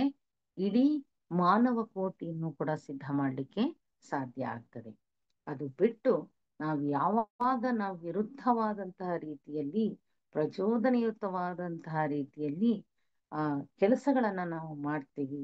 ಈಗ ನೋಡಿ, ಎಲ್ಲಾದ್ರೂ ಜೈಲುಗಳಲ್ಲಿ ಯಾರಾದ್ರೂ ಒಂದು ಬರೀ ಅಂಥದನ್ನೇ ಚಿತ್ರಣವನ್ನ ಮಾತಾಡ್ತಾ ಇದ್ರೆ ಒಬ್ಬ ಆತ್ಮಹತ್ಯೆ ಮಾಡ್ಕೊಂಡ ಅಂದ್ರೆ ಪ್ರತಿಯೊಬ್ಬನು ಸಾಂಕ್ರಾಮಿಕವಾಗಿ ರೀತಿಯಲ್ಲಿ ತಾನು ಆ ಕೊರತೆನ ತಾನು ಹೊಂದ್ಕೊಳ್ತಾನೆ, ತಾನು ಕೂಡ ಹಿಂದೆನೆ ಸರಿದಿಯೋಪಾದಲ್ಲಿ ಆತ್ಮಹತ್ಯೆಗಳನ್ನ ಮಾಡ್ತಾನೆ. ಇದ್ಯಾವುದು ನಮ್ಮಲ್ಲಿ ಆಗ್ಬಾರ್ದು. ಸಕಾರಾತ್ಮಕವಾದಂತ ಶಕ್ತಿಗಳನ್ನ, ಯಾರು ದುಷ್ಟನಾಗಿರ್ಬೋದು, ಇಂಥ ಶತ್ರು ಆಗಿರ್ಬೋದು, ಎಂತಹ ರೀತಿಯ ಸಂದರ್ಭದಲ್ಲೂ ಕೂಡ ನಮ್ಮ ವೈಯಕ್ತಿಕವಾದಂತ ಆಲೋಚನೆಗಳನ್ನ ನಾವು ಶುದ್ಧ ಮಾಡ್ಕೊಳ್ತಾ ಇಡೀ ಮಾನವ ಕೋಟಿಗೆ ನಾವು ಸುಧಾರಣೆ ಮಾಡ್ಲಿಕ್ಕೆ ಏನು ಆ ಮಾನವ ಕೋಟಿಗಾಗಿ ಮಹಾತ್ಮರು ಇವತ್ತು ಕೆಲಸಗಳನ್ನ ಮಾಡ್ತಾ ಇದ್ರೆ ಅವರ ಉಪಾಧಿಗಳು ನಾವು ಆಗಬೇಕು, ಉಪಕರಣ ನಾವು ಆಗಬೇಕು ಅಂತ ಹೇಳಿದ್ರೆ ನಮ್ಮಲ್ಲಿ ಬಹುತೇಕ ಸಕಾರಾತ್ಮಕವಾದ ಸಂಕಲ್ಪಗಳನ್ನ ಕೊಡುವುದರ ಮುಖಾಂತರ, ವಿಚಾರವನ್ನ ಮಾಡೋದ್ರ ಮುಖಾಂತರ, ಚಿಂತನೆಗಳನ್ನ ಮಾಡುವುದರ ಮುಖಾಂತರ, ವೈಜ್ಞಾನಿಕವಾದಂತಹ ರೀತಿಯಲ್ಲಿ ಇವತ್ತು ಏನು ಆ ಕೆಲಸ ನಡೀತಾ ಇದೆ, ನಾವು ಏನು ಆಲೋಚನೆ ಮಾಡ್ತೀವೋ ಅದರಂತೆ ನನ್ನ ಪ್ರಪಂಚ. ನೀನು ಉತ್ತಮವಾದಂತ ಆಲೋಚನೆಗಳನ್ನ ಮಾಡಿದ್ದೆ ಆದ್ರೆ ಅಂಥದ್ದೇ ನಾವು ಚಿತ್ರಣವನ್ನ ನಿರ್ಮಾಣ ಮಾಡ್ಲಿಕ್ಕೆ ಸಾಧ್ಯತೆ ಇದೆ ಅನ್ನೋದನ್ನ ನಾವು ತಿಳ್ಕೊಳ್ಬಹುದು. ಬಹುತೇಕ ಎಲ್ಲದಕ್ಕೂ ಇದು ಮುಖ್ಯವಾಗಿ ಇವತ್ತು ನಮ್ಮ ಮನಸ್ಸನ್ನ ಶುದ್ಧ ಮಾಡ್ಕೊಳ್ಳೋದು, ಸ್ವಾಧೀನ ಮಾಡ್ಕೊಳ್ಳೋದು, ನಿಜವಾದ ಸ್ವಾಸ್ಥ್ಯಯುತವಾದಂತ ಆಲೋಚನೆಗಳನ್ನ ನಮ್ಮ ಈ ಒಂದು ಬಲ ಮೆದುಳಿಗೆ ಕೊಡುವಂತಹ ರೀತಿಯಲ್ಲಿ ಸಂಕಲ್ಪಗಳನ್ನ ಸೃಷ್ಟಿ ಮಾಡಿಕೊಂಡು ರವಾನೆ ಮಾಡೋದು ನಮ್ಮೆಲ್ಲ ಸಹೋದರರ ಒಂದು ಕರ್ತವ್ಯ ಅಂತ ಹೇಳ್ತಾ, ಆ ನಿಟ್ಟಿನಲ್ಲಿ ನಾವೆಲ್ಲರೂ ದಿನನಿತ್ಯ ಅಭ್ಯಾಸ ಮಾಡೋಣ, ಆ ಕೆಲಸವನ್ನ ನಾವು ಮಾಡೋಣ. ಇಡೀ ಆ ಮಾನವ ಕೋಟಿಗೆ ನಾವೆಲ್ಲರೂ ಕೂಡ ಸಹಾಯಕರಾಗಿ ಬದುಕೋಣ ಅಂತ ಹೇಳ್ತಾ, ಈ ಒಂದು ಅವಕಾಶವನ್ನ ನೀಡಿದಂತಹ KTFನ ಎಲ್ಲ ಪದಾಧಿಕಾರಿಗಳಿಗೂ ವಂದಿಸ್ತಾ, ತಾಂತ್ರಿಕ ವರ್ಗದ ಲಕ್ಷ್ಮೀಶ ಮಹಾದೇವಪ್ಪ ಅವ್ರಿಗೂ ವಂದಿಸುತ್ತಾ ನನ್ನ ಮಾತುಗಳಿಗೆ ವಿರಾಮ ಕೊಡ್ತೀನಿ.